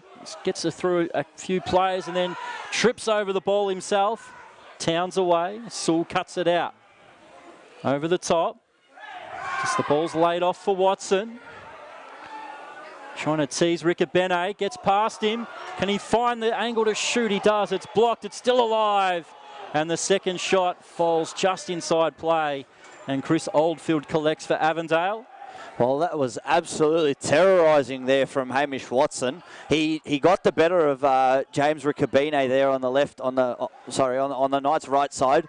And then once he cut in, he took that shot. But even when the second effort there came, I feel like maybe he should have left it for Mohammed Awad there, because he was behind him. And Mohammed Awad had more of a run-up and maybe could have got a bit more power there and had a little deflection. Could have found the back of the net, but just shows how much Hamish Watson wants it. You know, he's just not willing to give up till the dying moment. But as you see, it was a lot like, if anyone's seen the footage of Jaap Stam in the Manchester United Legends game, where they just bounced off him. They were bouncing off him. Riccobene was bouncing off him, but Watson just couldn't get the shot. A clear shot on goal was well blocked out by Avondale. Now Lundy. Over the top. Zini. Good touch. Finds Katabian. Advantage is played. Here's Katabian, and it just goes wide. Great opportunity for Avondale. Good advantage paid by the referee to allow the attack to continue. He's one of the cleanest strikers of a ball in this league is Joey Katabian. He's really had to settle for a bench spot for a lot of this year with Liam Boland's really hot form, and Liam Boland bringing in players like the wingers to setting up assists that Joey Katabian, well, last year it worked with both of them sort of playing up top or one of them wide, and you know, with the changes in the squad and the attacking players brought in like Valentini, Zini and Ahmed, that Joey Katabian has found opportunities a little bit harder to come for this year. But he's happy being a squad player, and that's the thing about sort of being in a team sport like football is that you don't always get picked. You're not always at the forefront of your coach's plans, but sometimes it's the best to, you know, just sort of ride it out. Go to your training sessions, do what you got to do, put in the grind, do your work, and your opportunity will come. But then once it comes, you got to take it. And so we look later into the season where if Avondale do get to the national rounds, I know they've still got to get past the Knights tonight and through the next round of the Cup as well. But that's when the squads really get tested. When you come to NPL finals, national finals, FFA Cup action, that's when a real strong squad can go deep in tournaments. Well, it's a lot of football for players who have full-time jobs from Monday to Friday. So, you know, these guys are putting in 3 sessions a week plus a game. And then once like you said, once it does get, especially for a team like, you know, your Bentleys, your Heidelbergs, your Humes, your even Avondale these last few seasons, and even South, not the last 2 years, but prior to that, it's a lot of football they play, you know.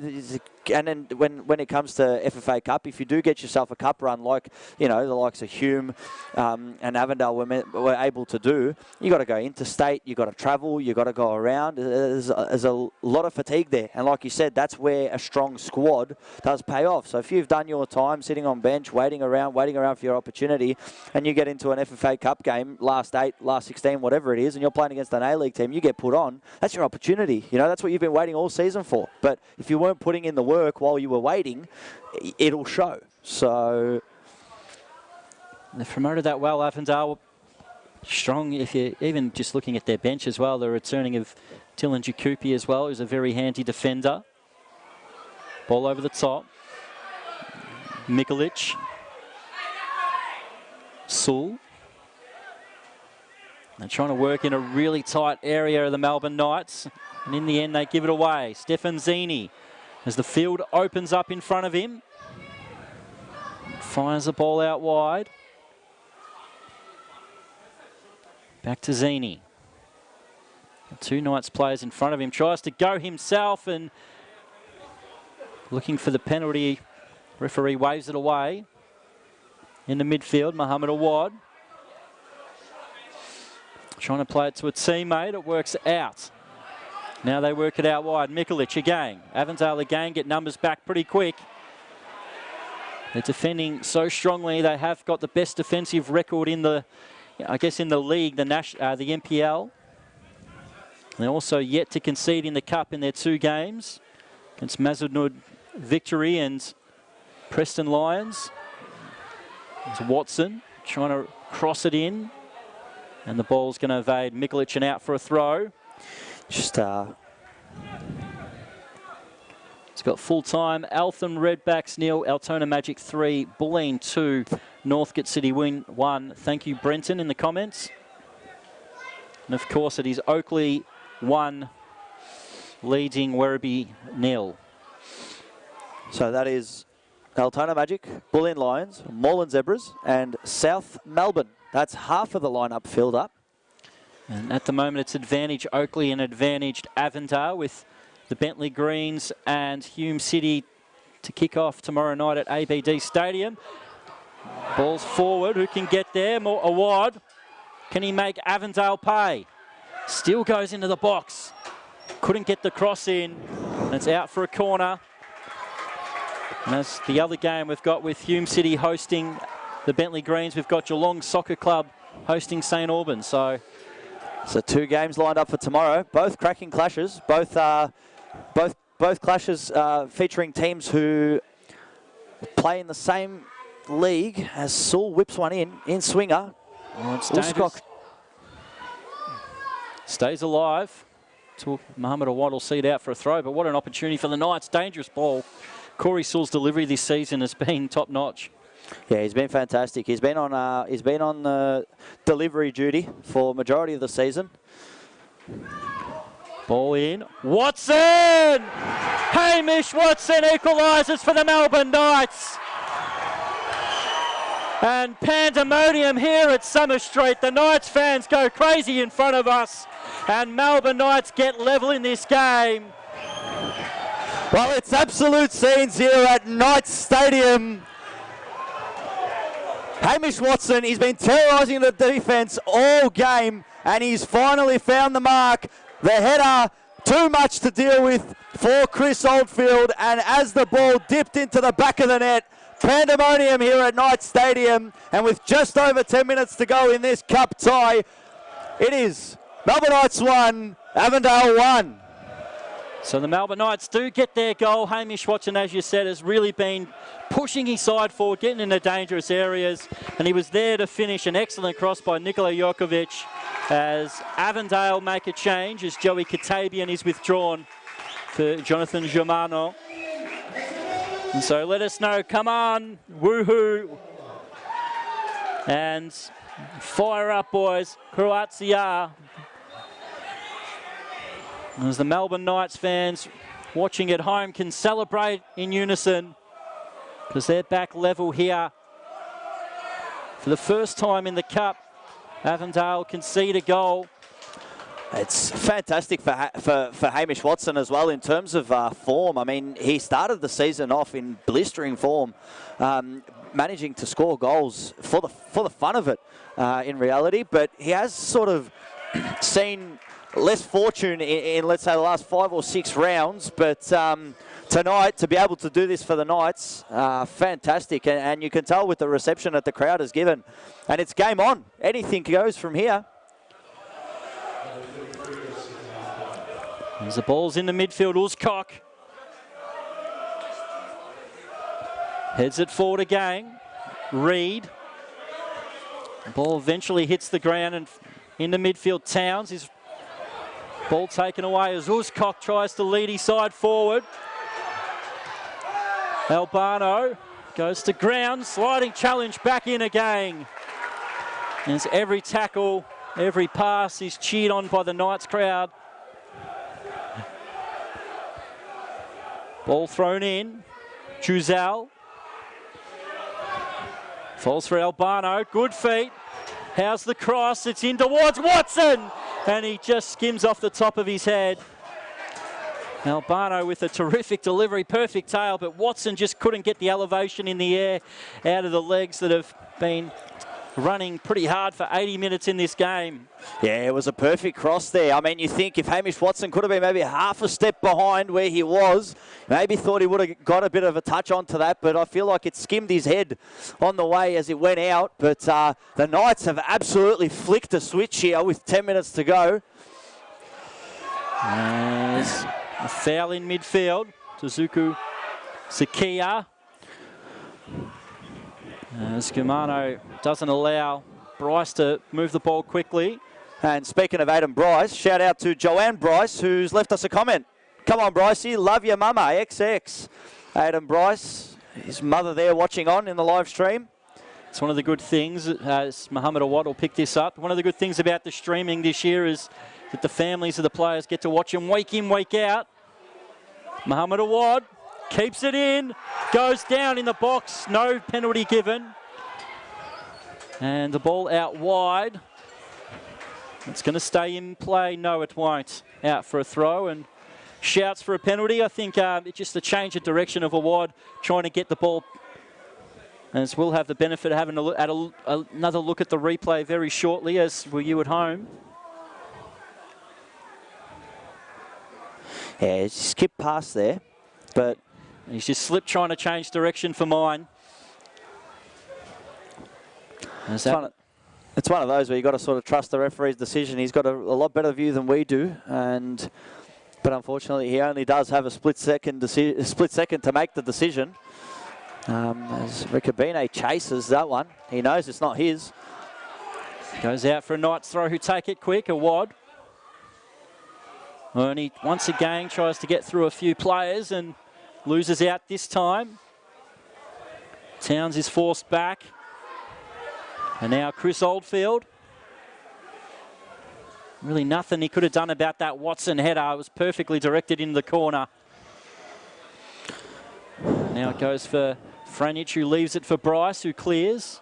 Awad is in an offside position. And in the end, left the ball alone, and it's sliced out by Hillier for a throw.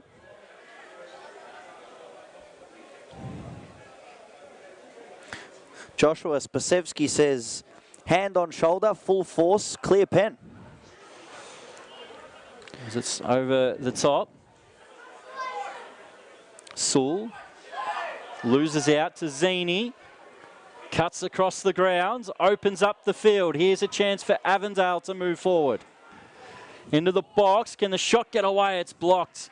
And Chakaroon cannot prevent the corner. The one thing I do know, though, about this contest is extra time will not do any of these teams favours, especially in their league form. Both really want to get this done in 90 minutes. So it will be an in-swinging delivery. It does come in. The back post, no one's there. Caleb Mikulic picks it up, gives it to... As Lundy cushions it. Sakia, Hillier. Now the ball's in to Valentini in the box. The challenge was well timed, it needed to be. And the Jokovic gets it clear. Well, that's an Anthony Giselle putting a challenge like that while he's already on a yellow card. So fantastic belief there from Anthony Giselle and fantastic execution. So Knights still try to find it. It is Towns. Over the top, Zini, Lundy looking for Zini again. With a pace from Bryce. He sees it out for a goal kick. She said we are getting close to the final moments of this 90 minutes.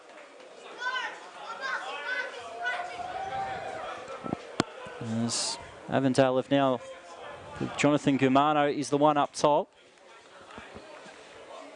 Zini and Valentini out wide. Towns, Sakia in midfield with Ricabene. Chakaroon. Ball's going to find its way to Watson. It's got Hillier at his back. Played it through. And in the end, no foul was given for any block. The referee waves it away. He's done well to let a lock go tonight, which is what you want to see in a cup game. Mohammed Awad gets it back for the Knights. Goes from range, cuts across the bowl and puts it wide. Yeah, it was, I think it's Caleb Mikulic who's down there. Interesting to see how much of that was actually brute force. But as he started running, it looked like Ricabene maybe got something, but didn't really look like it was too much, as Mikulic is back on his feet. And Oldfield restarts the game. Good pass into midfield too. Towns almost gave it away though. And in the end, Reed with a switching ball for Ricabene. As Avondale move into attack. Gumano. And now Ricabene. Forward, Valentini will get it in the channel. But the offside flag goes up against him. So we said Melbourne Knights have been caught offside quite a lot tonight. Not many for Avondale, but they are on this occasion. Interesting to see in terms of substitutions. The Knights have only made one. Introduced Caleb Mikulic for Marijan Cvitkovic, who is the player manager tonight. So he is down in the jacket there on the touchline inside the technical area. But Damon Todorov. Well, here's Mohammed Awad to drive forward. In the box, can't cut it back, but he gets the Knights a corner. And I've got to jump up as well because we've got the Knights fans straight out of their chairs in front of us as well. Plenty of those checkered beanies around. Mohammed Awad. Awad might want to take this one quickly, but doesn't. Leaves it for Sewell. The trusted delivery of Corey Sewell. This one's going to be an outswinger. So we've seen how dangerous the Melbourne Knights can be from crosses, as with Hamish Watson scoring the goal. And with 2.5 minutes to go. It's towards Watson and Uzkok. In the end, Gumano gets it clear. Awad will pick it up. And Avondale are a little bit slow to clear out, but that crossfield ball was fortuitously going to find its way back to the Knights. Offside flag did go up, but advantage is allowed to go. Towns switches it out wide. It's too wide and goes out for a throw. Non-stop action here at Knights Stadium.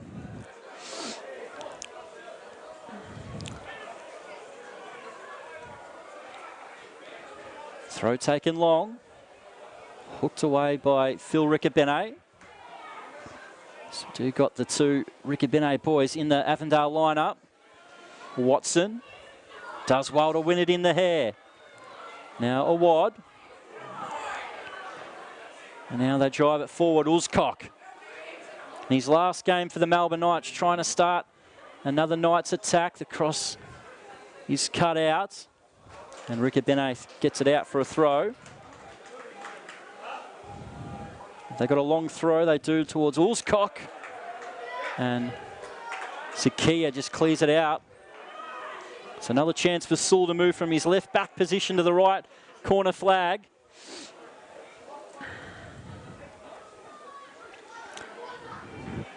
We'll be waiting for that stoppage time to come. I'm going to guess 4. What are your thoughts, Chris? I think about that should be about it. Or normally when it's games can go to extra time, they play a little bit less. So we'll wait to see what happens. Can there be another late drama in this FFA Cup qualifier? Can the Knights get a late goal? Awad back post. It's still alive. It's off the line. Avondale get it clear off the line. Ball back in, crossed in. Oldfield this time will collect. And funny enough, this time it was Muhammad Awad who actually delivered it in, and then it was Corey Sewell who's been on deliveries for most of this season for the Knights. He's the one that got the head onto it, but then he came off the line. And now we've got 2 players down in the box as Corey Sewell is told to put it out and does. This players clashed in. The ball was allowed to bounce. That was the problem. And in the end, the big body of Bryce falls over his opponent in the box. There's 4 minutes, as you said, comes up on the board. We're going to have a bit of extra stoppage time right now. Stephen Zini and Bryce, the two that were clattered into. Yeah, it just looked like a coming together there. And Bryce has felt the brunt of it across his chest. As we get another look on replay, and it was Sewell and it was Riccobene off the line. So both sides with the big moments cleared off the goal line. Riccobene definitely with the foot. Franic definitely with the hand in the first half. And what was the big talking point earlier in this game. This game increasingly looks like it's going to go the distance. As you said, 4 minutes will be played. We've been able to play none of that so far. Yeah, well, a minute of that's already gone, and we haven't touched the ball yet. So players replenishing themselves, getting a bit of fluids in. Just to recap, 79 minutes gone. Werribee City 0, Oakley Cannons 1. As players now get up to their feet as Stefan Zini and Aidan Bryce are waiting for the throw to come back in so they can step back out onto the pitch. And after all of that, we still had to wait for a ball boy to deliver the ball to be thrown in. So on my watch, that's about 1:40 taken for that stoppage. So the ball sportingly thrown back to Chakaroon in goals, who after that flurry of chances that Avondale had after half-time hasn't had a huge amount to do the last 20-25 minutes.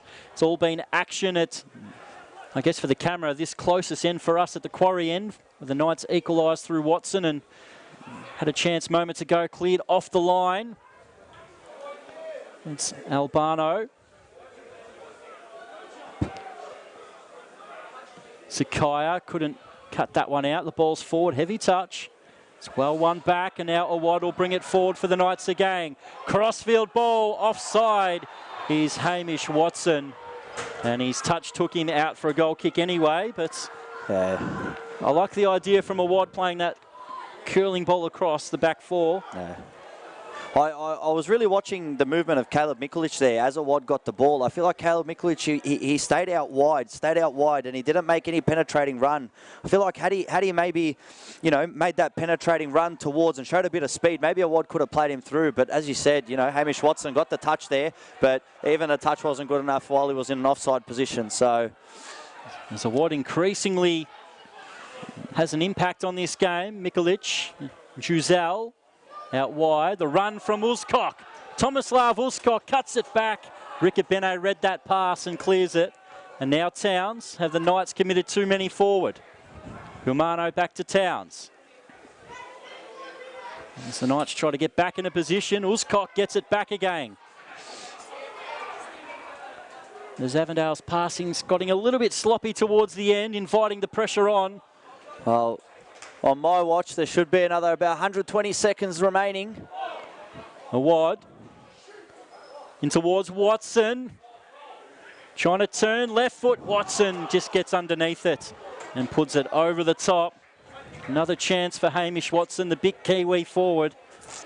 He's had A-League experience with the Wellington Phoenix and been a really strong goal scorer over in the New Zealand League before coming to the Knights this year and wearing that number 9 shirt.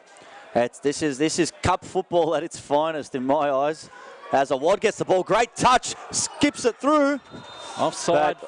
Albano's offside, but Chris Oldfield was there as the ball comes into the grandstand right in front of us here. Not too long to go. Adam Bavkar does look at his watch. Should be less than 60 seconds remaining now. Oh, how this place would erupt if the Knights were to get one. And how quiet it would be if Avondale was to get one. As Lundy goes over the top, Zini, ball gets away from him and out for a throw. Looks like we're going to go the distance. Like I said previously, something that won't benefit either side in terms of their league stature. The opportunity to get forward to another round. Ricabene forward. Phil Ricabene off, and the handball is paid. As we said, it's a bit hard for us to hear the whistle where we are. You have to sort of watch the players' movements to see whether the whistle's been blown or not. And Adam Bavkar is one of the most casual referees with putting his hand up with decisions. So we're just about at the end of stoppage time for this game. James Ricabene out. Is there one more chance for the Melbourne Knights to get a last-minute cup winner? Zjokovic has, really gotten a good 10 yards out of that throw. And he took a little bit too long to eventually take it. So it is the end of full time here at Knights Stadium. It was 2 goals in this second half. Ahmed Youssef with an excellent finish not too long after half time, and towards the final 15 minutes of this game, Hamish Watson's bullet header was good enough to give the Melbourne Knights an equaliser, and they looked the better side trying to get that late goal, but in the end, sides get to sit, have a relax, calm things down, and then replan for extra time. Well, that's it. I mean, you have a look, it's a type of game where both teams will not give up. They'll go till the end, and they want it. Both teams want it, and it's very visible in the way that they're playing.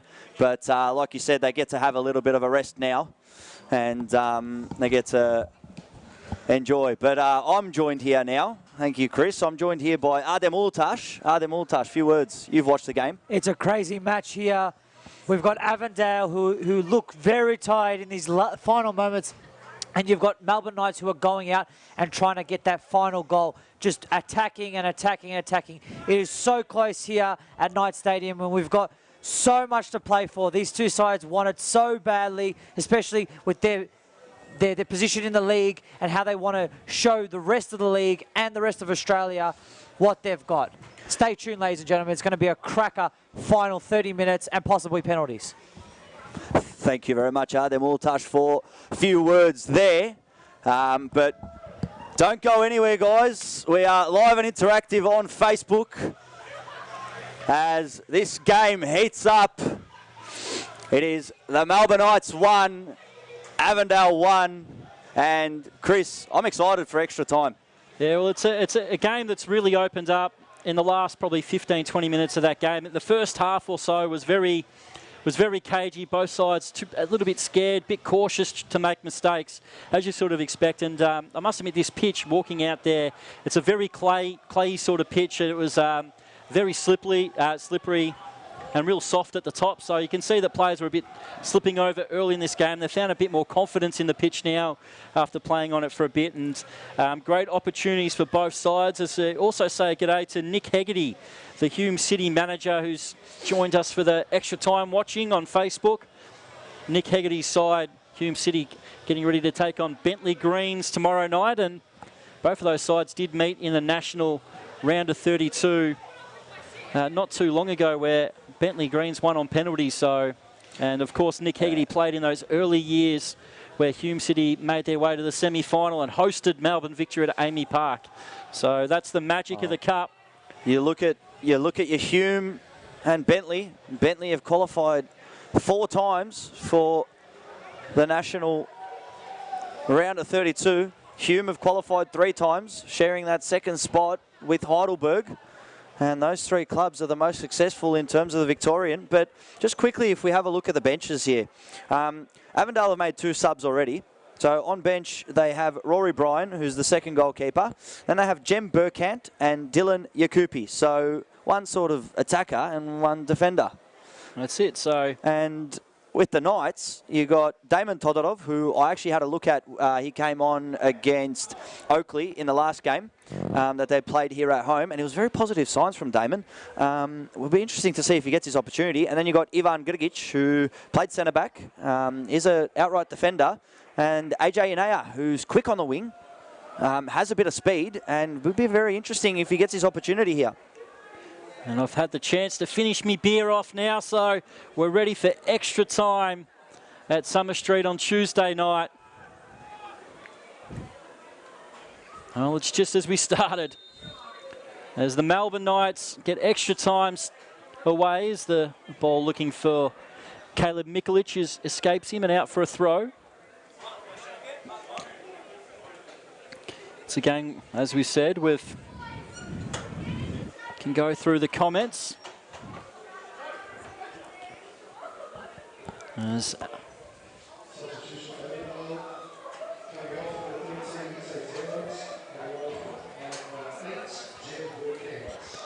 So there was a change at the end of the 90 minutes where Jim Burkant has come in for Yite Towns. Zini trying to cut it back, and in the end, Franjic has to concede the corner.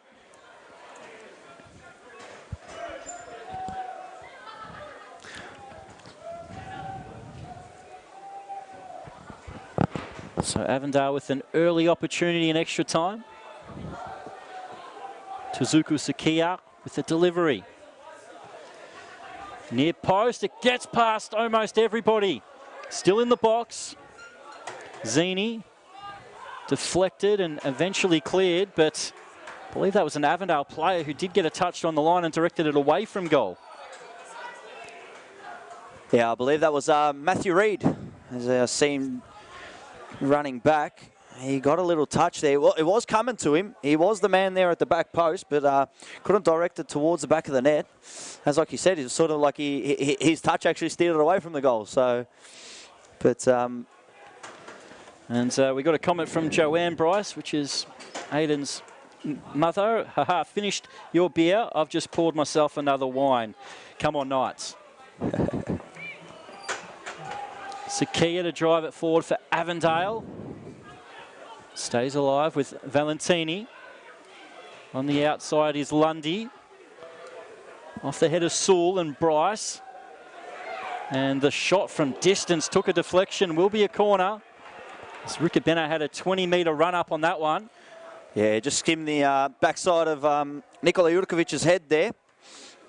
As I saw him as he started running back to get into position for the corner, he gave himself a bit of a rub on the back of the head.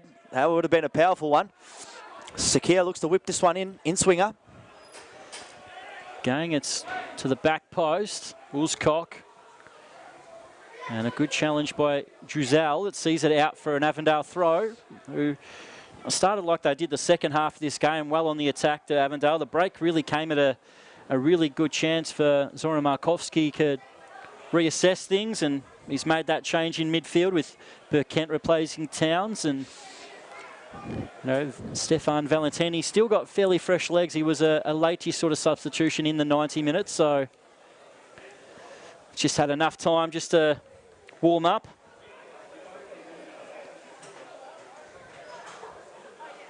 Emmanuel says shouldn't be drinking on the job. Well, it is semi-professional football, isn't it? So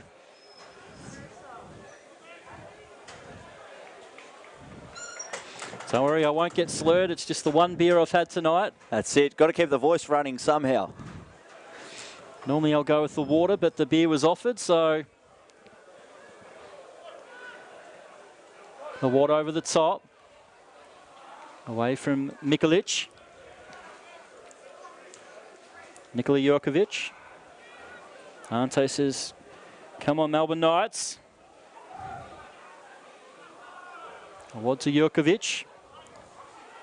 Clips it into Watson. Good layoff. Mikolic, back post. And the Knights get the goal. Jean Albano with the finish. What a wonderfully well-worked goal from the Knights, and they celebrate again. And for the first time tonight, they take the lead. It is Melbourne Knights 2, Avondale 1. Well, that came out of nowhere, Chris. Avondale started out this extra 30 minutes, first period, with fantastic attack, and they were just on attack, and then the Knights go the other way, and it came to Gian Albano as the ball came across from Caleb Mikolic, who's returned for his first game and gets himself an assist. But Gian Albano, fantastic work to get into the right position at the right time, and he's sent the Knights Stadium into absolute frenzy. It is Melbourne Knights 2, Avondale 1. It was just perfectly timed run. The layoff from Watson, the cross from Mikolic, and the finish from Albano, who taps in. And the Melbourne Knights have turned things around here, and they lead now in extra time. What is Avondale's response? The league leaders, they've already defeated the Melbourne Knights this year. They've already made good cup runs as the ball's forward. Mikolic slides in, was never going to get to that one. And the way he slid in, it's probably a good thing he didn't. Switching ball to Valentini. Challenge is well made. Sakaya out for a throw.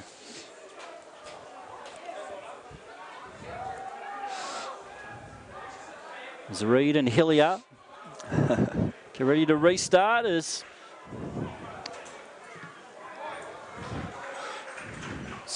quite a few positive comments from the Melbourne Knights as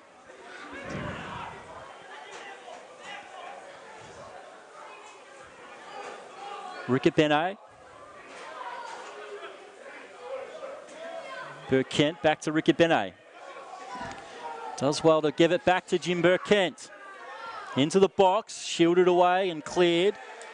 That was magnificent there from Joseph Range. Used his body, but used his body in the perfect way. Did not allow there was Zinni there to skip past him in any way, shape or form, and just, sorry, it was Burkent, and just made sure that the pressure was gone. Chance for Tezuku Sakia into the box.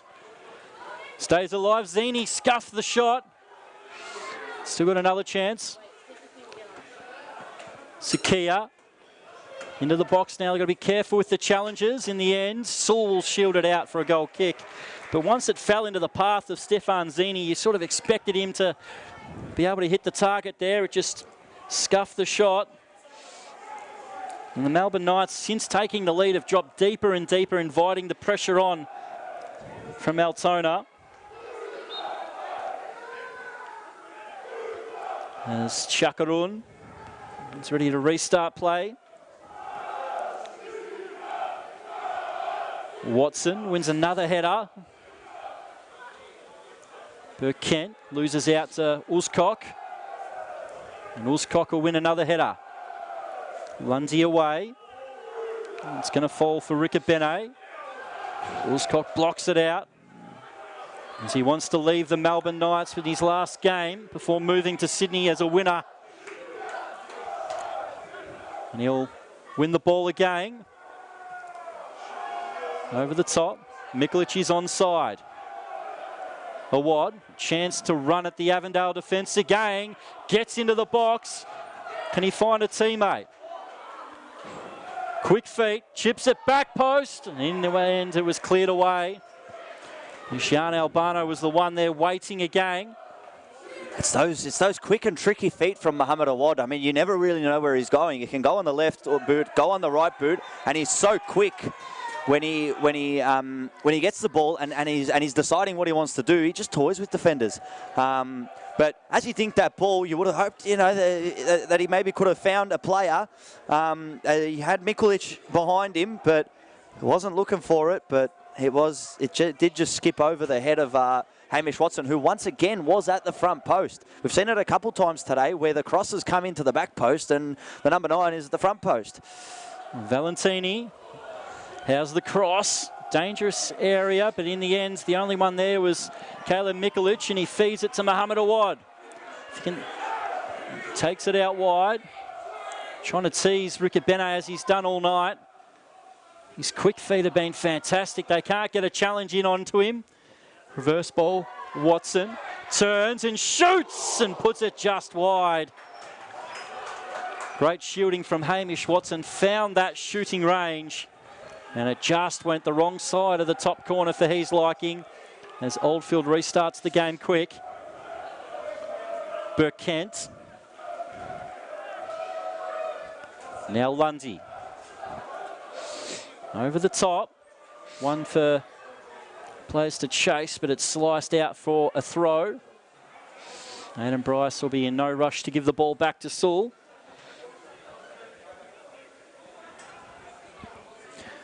Yeah, it was great work there from Mohamed Awad, that last chance when he gave it to Hamish Watson. Hamish Watson, just the way he turned, how he turned Scott Hillier there, his countryman.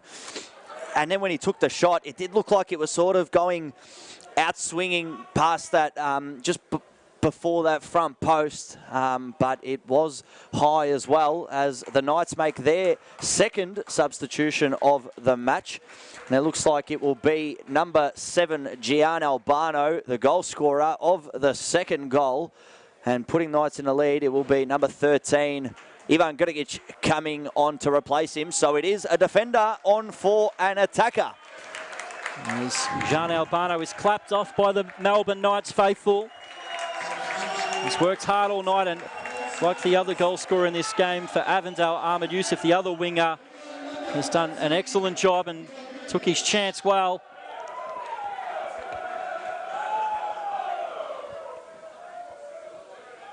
Ball forward. Jurkovic, ball's going to bounce. In the end, heads it out.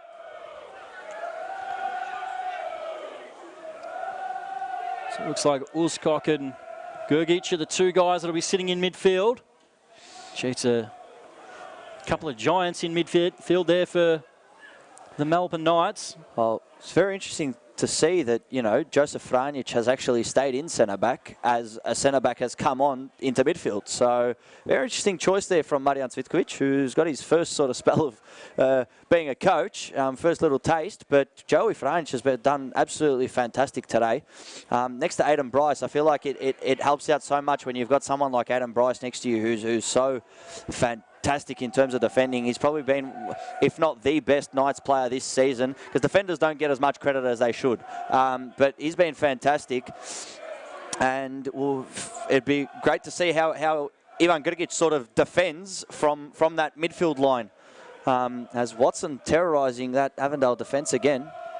As the Avondale players let him do a couple of shuffle runs before passing it forward. Now Phil Rickett Bene. His switching deliveries has been pretty good tonight. Zini teased in the challenge with Mikulic, and in the end Rickett Bene can't keep it in.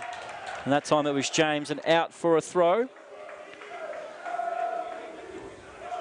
Must have been an extra time. It was Avondale again who had a couple of good opportunities early in this period, but really out of nothing from a throw out wide Zoran Markovski will be so disappointed in his side to concede in that situation. Where the ball was thrown to Watson, laid off to Caleb Mikulic, and then across the box as Burkent brings it forward. Zini trying to go on the outside. Crosses it in. Chakaroon spills it. And in the end, Avondale couldn't get it in the back of the net. It was Valentini. Well, we were talking about Harry Chakaroon before in the first half, and he's been absolutely fantastic this season. But I do remember one little mistake that he did make against Heidelberg, and had that one gone in, I saw Chakaroon, he was on his knees and he looked back when the ball went through, and he was hoping that Stefan Valentini had not put that one into the back of the net. Huge sigh of relief for the Knights there. In the end, it was Chakaroon on hands and knees, stuck his foot back, and it sort of deflected where Valentini was going to tap in. And in the end, the Knights get it clear, so twice the ball's been cleared off the line. Ball into the box, so dangerous to head it back there. Zini couldn't get the shot away, needs support. And he finds it in Lundy. Crosses it in, away by Jurkovic, and in the end, Sewell just anywhere will do. Can Watson win this header in the air? He can't, as he was looking to find Mohamed Awad. Sewell. Ivan Grugic in midfield, just clears it.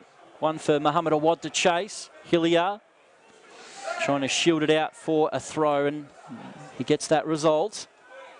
Now, Phil Riccobene, another switching ball from him. Stefan Valentini cushions the header, but can't get on the ends of it.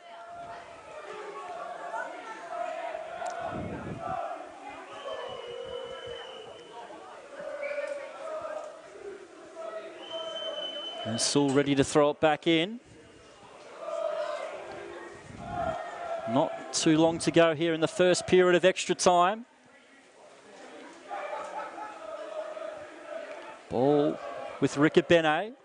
Great challenge by Gergic, and now ball still finds Avondale, and now Riccobene with the left foot delivery, back post. Sakia trying to lay it back, and Ulskog. In fact, it was Burkamp with a layoff and Ulskog out for a throw. 2 minutes added on. Stoppage time here. So deep ball comes through. Zini leaves it for Riccobene. He's got it on the line. Little back heel finds Zini. And the foul's been given.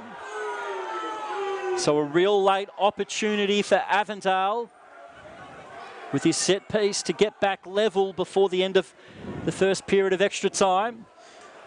Well, this will be hands on deck defending for the Knights. They're going to want to clear it as far away as they can, as quickly as they can, with basically nothing left on the clock in the first period. It is Riccobene and Sakia over it. Two-man wall. Gamano is in front of Chakaroon there on the front post, impeding his view.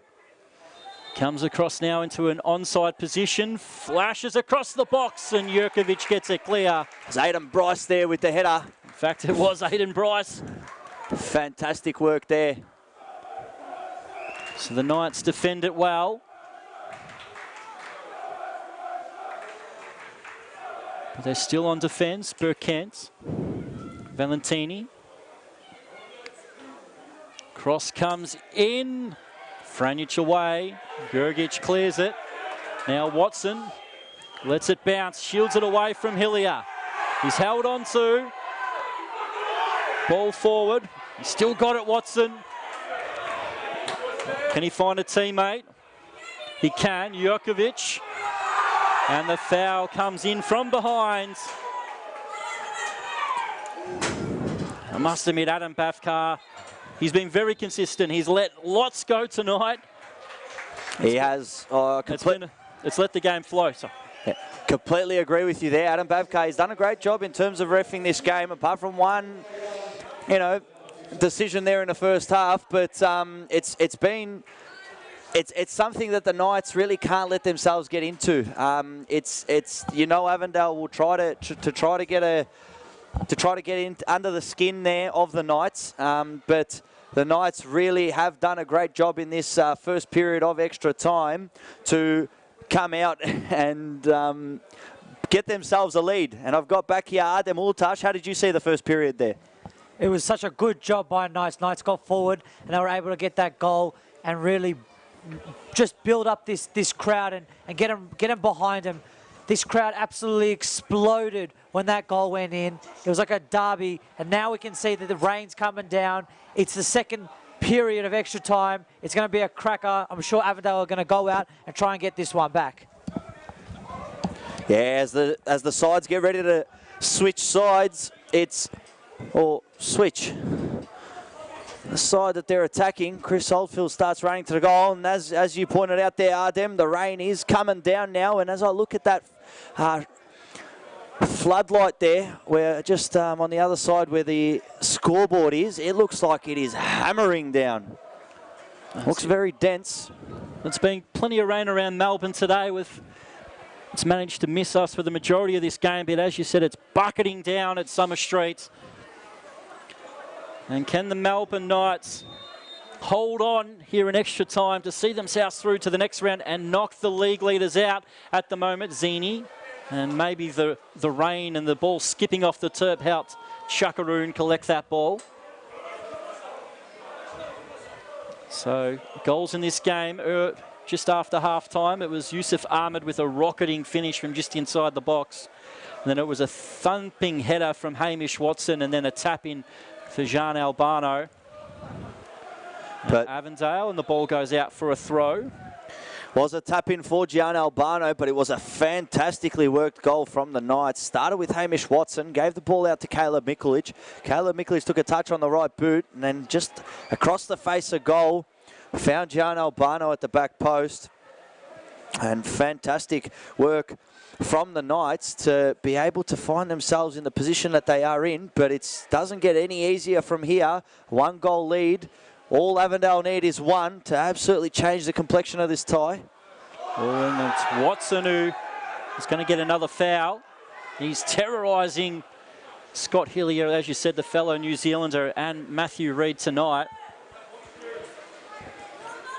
Both Hillier and Reid are excellent in the air, and they found their match with Hamish Watson. And he's just gotten better and better as the game's gone on, and it is absolutely teeming down here. As we see the fans over in the tower on the far side, trying to find that little bit of cover that you get over there. Wouldn't be helping much though. Ball forward into the box. Here's Mikulich, crosses it back in. Watson flicks it on, and Lundy in the right place at the right time gets it away from Muhammad Awad, but concedes the corner. Well, yeah, Brandon Lundy is towering over Muhammad Awad. Muhammad Awad, he's a short player, but Brandon Lundy's not the smallest on the pitch. But he was, like you said, right place at the right time, and just managed to, as Awad sort of realised that the ball was coming to him. As Josip. Well, here's Muhammad Awad. Near post, Rikabene away. Awad gets there first. Ball stays in. Now it's crossed deep into the box. Lundy's all on his own. Heads it back to Mikulich. Could have gone down for a foul, not given. Still stays alive for Watson to chase. And in the end, the ball's put out for a throw. As it looks like Josip must have swallowed a fly or something. A bit of rain came down. So the Knights in no rush to take this one. Giselle throws it in. Now Watson. Can he find a teammate? He can. Muhammad Awad, he goes forward. Awad chips it, and it's just over the top and wide. Right idea with the on-rushing Oldfield in front of him just to scoop it over the top. But he was unable to get it inside the goal. He chases after it again. Did everything fantastically there to get into that position, especially as he's running, you know, along the goal line there. But that little chip, had that found the back of the net, that would have been Awad's second goal for the club, and even more gorgeous than the first. But wasn't meant to be, and Well, now's a chance for Avondale. Into the box, it's headed away. Can the Knights hold on to this here? They can't. As Burkent plays it to Lundy. Fired it into the chest of Sakaya. Shouts for handball in the grandstand. The referee wouldn't have had that view. Avondale get the throw. Lundy.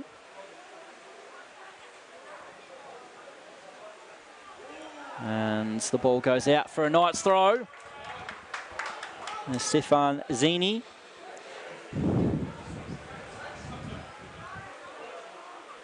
As Corey Sewell gets ready to throw it back into play. Into midfield. Gumano, one back by Uzkok, and just clears it out wide.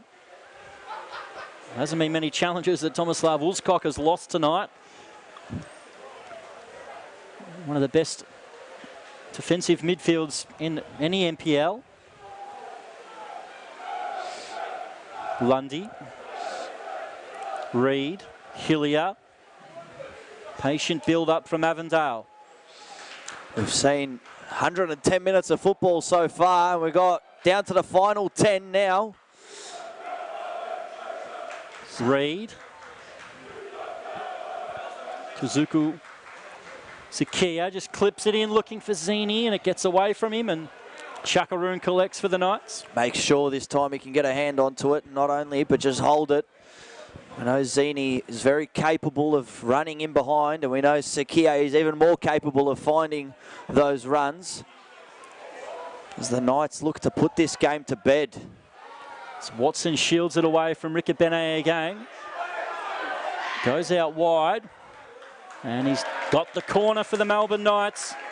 It's one thing about Hamish Watson, he's got that very quick couple of steps, so he can shield the ball and get away from players, and uses that strong frame of his to bounce players off him as he did with Rikabene then. Yeah, you're not allowed to let his size fool you, because usually with the sized up players, you'd think that they're slower, you know, take longer to take a touch or make a step, as a wad whips this one in. Back post. Oldfield collects. Especially the amount of rain and wind coming over Knights Stadium at the moment. That's a very good take by the goalkeeper, under plenty of pressure. As Avondale throw it back. Just to recap, Oakley Cannons did get the win against Werribee, so they're through. But the final team tonight is yet to be decided, but it is advantage Melbourne Knights at the moment. Sewell plays it out for a throw.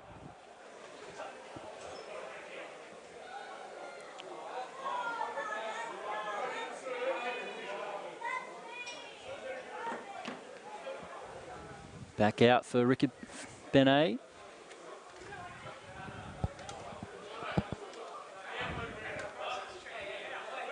And Avondale do get a corner.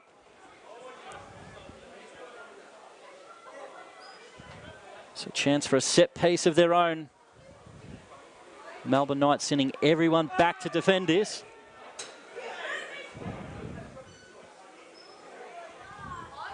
And it's Ricky Benet to deliver the ball near post. Knights get it clear. It was an excellent run from Gumano at the near post, just couldn't get there first. It's Avondale, Zini. Now the cross, Reed stays forward. Still going. Philrica Benet just gets the shot away. Did it take a deflection? In fact, it didn't, so out for a goal kick.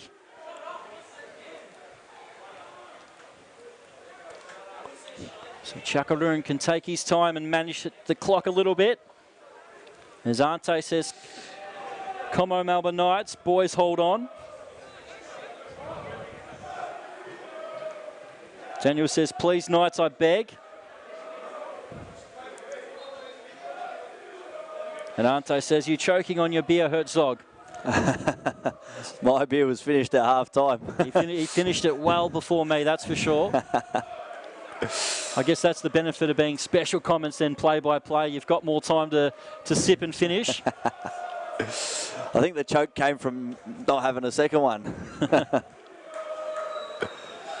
As the Melbourne Knights let Avondale be the ball boys. Well, that's Matthew Reid jumping that fence to pick up the ball.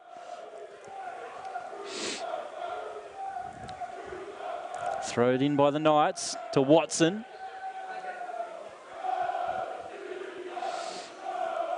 Goes out for another throw to the Melbourne Knights. They're edging closer and closer to victory to see themselves into the final 8 of the FFA Cup Victorian qualifiers.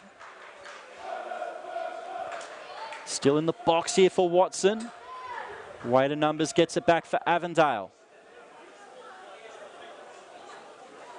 A chance to go and switch it. Ball's taken away. Drujal. Woolscock. Great strength to hold on to the ball, and the ball's just a little bit too long there for Hamish Watson. Oldfield keeps it in play and restarts. Seeing that Matthew Reid is staying forward. He's going to be playing as an auxiliary number 9. Of course, Avondale without Liam Boland, their top scorer tonight. Sakia. Phil Riccobene. Now they play it long. It's going to find its way through. Now the cross in. It's deflected by Riccobene and out for an Avondale corner. Yeah, you see Tasuku Sakia going to that far side now to take the corner.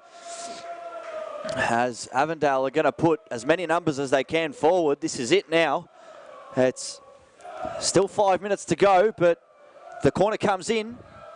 Dangerous area. Chuckaroon with a strong punch. Burke Kent loses out in a big physical battle there, and Mohamed Awad, no foul given. Back in, back post. Headed towards goal, Chuckaroon. And Harry Chuckaroon collects for the Melbourne Knights. And with a Mohamed Awad down, he clears the ball out of play. Straight into those fans who were standing there under that camera tower on the other side, who were looking for some shade, as it is still raining, still heavily pouring down. A lot of water, but just to add that complexion to this game, which always gives the benefit of the doubt to the attackers. As the balls come through, they tend to slip more and skid along the ground a lot more, especially as you were saying before with the ground. It is a clay-like surface, so as the Knights prepare here to maybe make their final substitution of the game. Avondale have spent all of their substitutions, but looks like it will be AJ Inea coming on. It will be for Awad, who they've signalled that he cannot continue, but his driving runs all night, of course, so much havoc for Avondale. Well, this is now an interesting thing, as we just have a little break in play here. I don't know if you...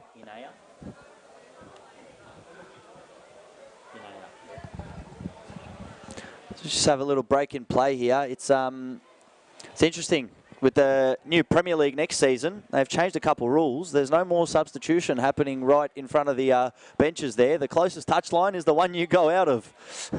So I think Adam Bafkar has told Mohamed Awad to go that side as it is.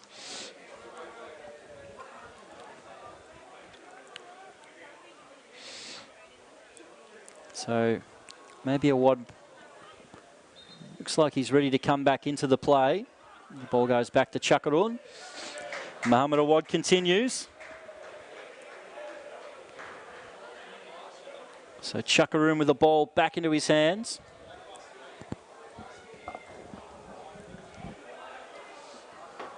Over the top, Sewell. In the midfield and now out wide. Lundy loses out.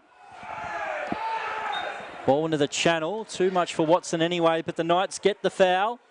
That's Caleb Mikulic and Anthony Giselle there, not letting themselves be bullied.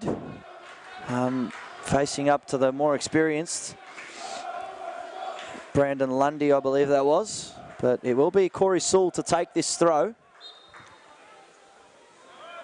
As Milan says, fire up Uzcock. Well, I don't remember any game where Uzcock hasn't fired up, to be honest. Especially in his a wide, fantastic turn, but won't really advance. He's happy to keep it exactly there where it is. Goes to the corner. It's 4 Avondale players come towards him. They get the throw. Gumano just has to play it long. It's a chase here between Reid and Jokovic. About 90 seconds left, not even 60. Oh, in the end, Reid keeps it alive. He drives it forward. Into the challenge, Valentini. Last chance for Avondale, is it? It's at the edge of the box and the Knights will get it clear. Now James Ricabene. And a challenge comes in. Did it take a deflection? It did. And the Knights get the throw at halfway. Also, thank you, Giordano, for his kind comments on the commentary. It's always fun working with Josip here. Always a pleasure, Chris. And thank you to Ardem, who also gave us a bit of insight during the breaks there, watching the game here with us. So Watson to hold on to it again. Plough forward, it almost found its way through to Mikulic. Avondale get it back. Long over the top. It's going to skip on the surface. Out of his area was Chakarun, but he got good connection on it to clear it into the grandstand. And the Melbourne Knights want to make this substitution. The referee won't allow it to happen right now. Lundy back to Ricabene. Cross comes in. It's flat in front of Chakarun. And he gets there before Reid and holds on. So 4 minutes goes up on the board, much to the disgust of the Knights fans here at Summer Street. But we have seen some injury stoppage time and all of it's been played on. And so Watson gets to try to hold on to another and just casually kicks the ball to the corner. It's 4 minutes. You saw by the crowd there, they were very annoyed with that decision, but it is what the ref says goes, and I'm very interested to see if Adam Babkar is going to let the Knights make this final substitution in stoppage time, or is he just going to say, guys, play on? Ricabene long, commit more and more bodies forward, but Valentini wins the header. Sewell gets there first and in the end has to clear the ball and almost took out the assistant referee. Gee, on a cold, wet night, if a player from a few metres away smashes the ball into you, that's going to bloody hurt. Ball forward. Burkent, dangerous area. Still alive, and the Knights again get it clear. 3 minutes to go. Avondale want this, and they want it fast. It's going to be a long throw. Ricabene's going to launch one. Dangerous area. It's cleared away with a solid header. Another chance to cross it in. It's not that well directed. It'll switch to the other side of play and out for a Knights throw.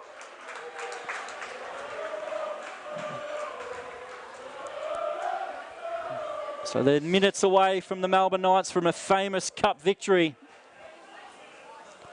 To knock the top side out of the NPL, we've also seen Heidelberg get knocked out in the previous round against Hume City. We're seeing the opportunity for a couple of NPL 1 clubs to get that opportunity to make the national stage as well. So far we've seen the Oakley Cannons, Altona Magic, Bulleen Lions, South Melbourne, Moreland Zebras make their way into the final 8. With Geelong, St Albans, Hume City and Bentley to come tomorrow. But Avondale are trying to change things late in this game to get this equaliser, but in the end the Knights have defended and kept them out so far. Well, Chris, on my watch, there's a minute and a half to go of stoppage time, and if Avondale have ever needed a goal, it is now. Ricabene. Again, the Knights are dealing with it in the air. Tuzuku Sakia out wide. Ricabene with another cross in. Gets its way into the box, the layoff. Here's Ricabene. Phil Ricabene chips at Chakarun. What a save. Harry Chakarun as he saved the Melbourne Knights at the death. What an important save that was in this game. Well, Riccobene, he got it on the right foot, put it onto his left, and as he dinked it, it was just falling under the crossbar, but Chakaron does fantastic to keep his balance and just tip it over the crossbar as the corner. Dangerous ball in, it's headed and gone wide. And that's it! The Melbourne Knights have come from behind here at home, and they have defeated the top side in the NPL to knock them out to the FFA Cup qualifiers. And the Melbourne Knights will move into the final 8 and one game away from getting back onto the national stage. They have defeated Avondale. Melbourne Knights 2, Avondale 1. Goals in this game to Yusuf Ahmed just after half-time. Hamish Watson with a bullet header and Jan Albano with the goal early in the first period of extra time. And they've been able to weather the weather and a late Avondale storm, and they've been able to knock the Avengers out, and it is big celebrations on the pitch here at Summer Street, Josip. The Melbourne Knights are through to the next round. Well, it just goes to show what it means for both of these clubs. I mean, you look at Melbourne Knights, they're going absolutely, it's an absolute frenzy in the stands. Everybody's cheering, everybody's celebrating, absolute scenes, but it just shows sheer heartbreak for Avondale. I mean, they have been the absolute pace setters of Victorian football this season so far, but a little slump in form so far has now seen them knocked out of the FFA Cup, and that makes the Melbourne Knights the final team for tonight to be qualified into the final 8, confirming there for everyone watching at home. The round 7 remaining team pool so far have Bulleen Lions, Altona Magic, South Melbourne, Moreland Zebras, Oakley Cannons and the Melbourne Knights, who are now coming on this near side to thank their fans for their attendance on this cold night. Chris, on behalf of myself, Josip Herzog, it has been an absolute pleasure to call this game with you. Well, it's been an absolute pleasure. As you can see, Tomislav Ulskok is lifted up. I believe it's Parve and Hamish Watson, the president of the Melbourne Knights here, because Tomislav Ulskok has just played his last game for the Melbourne Knights before moving back to Sydney to relocate his family up there for family reasons. But for every time he's put on this famous Melbourne Croatia shirt, he's worn it with such passion and such skill and such determination. And the Melbourne Knights go celebrate with their fans. There's a party at the Croatia Club, Josip, and we'll be over there soon. Thank you and good night.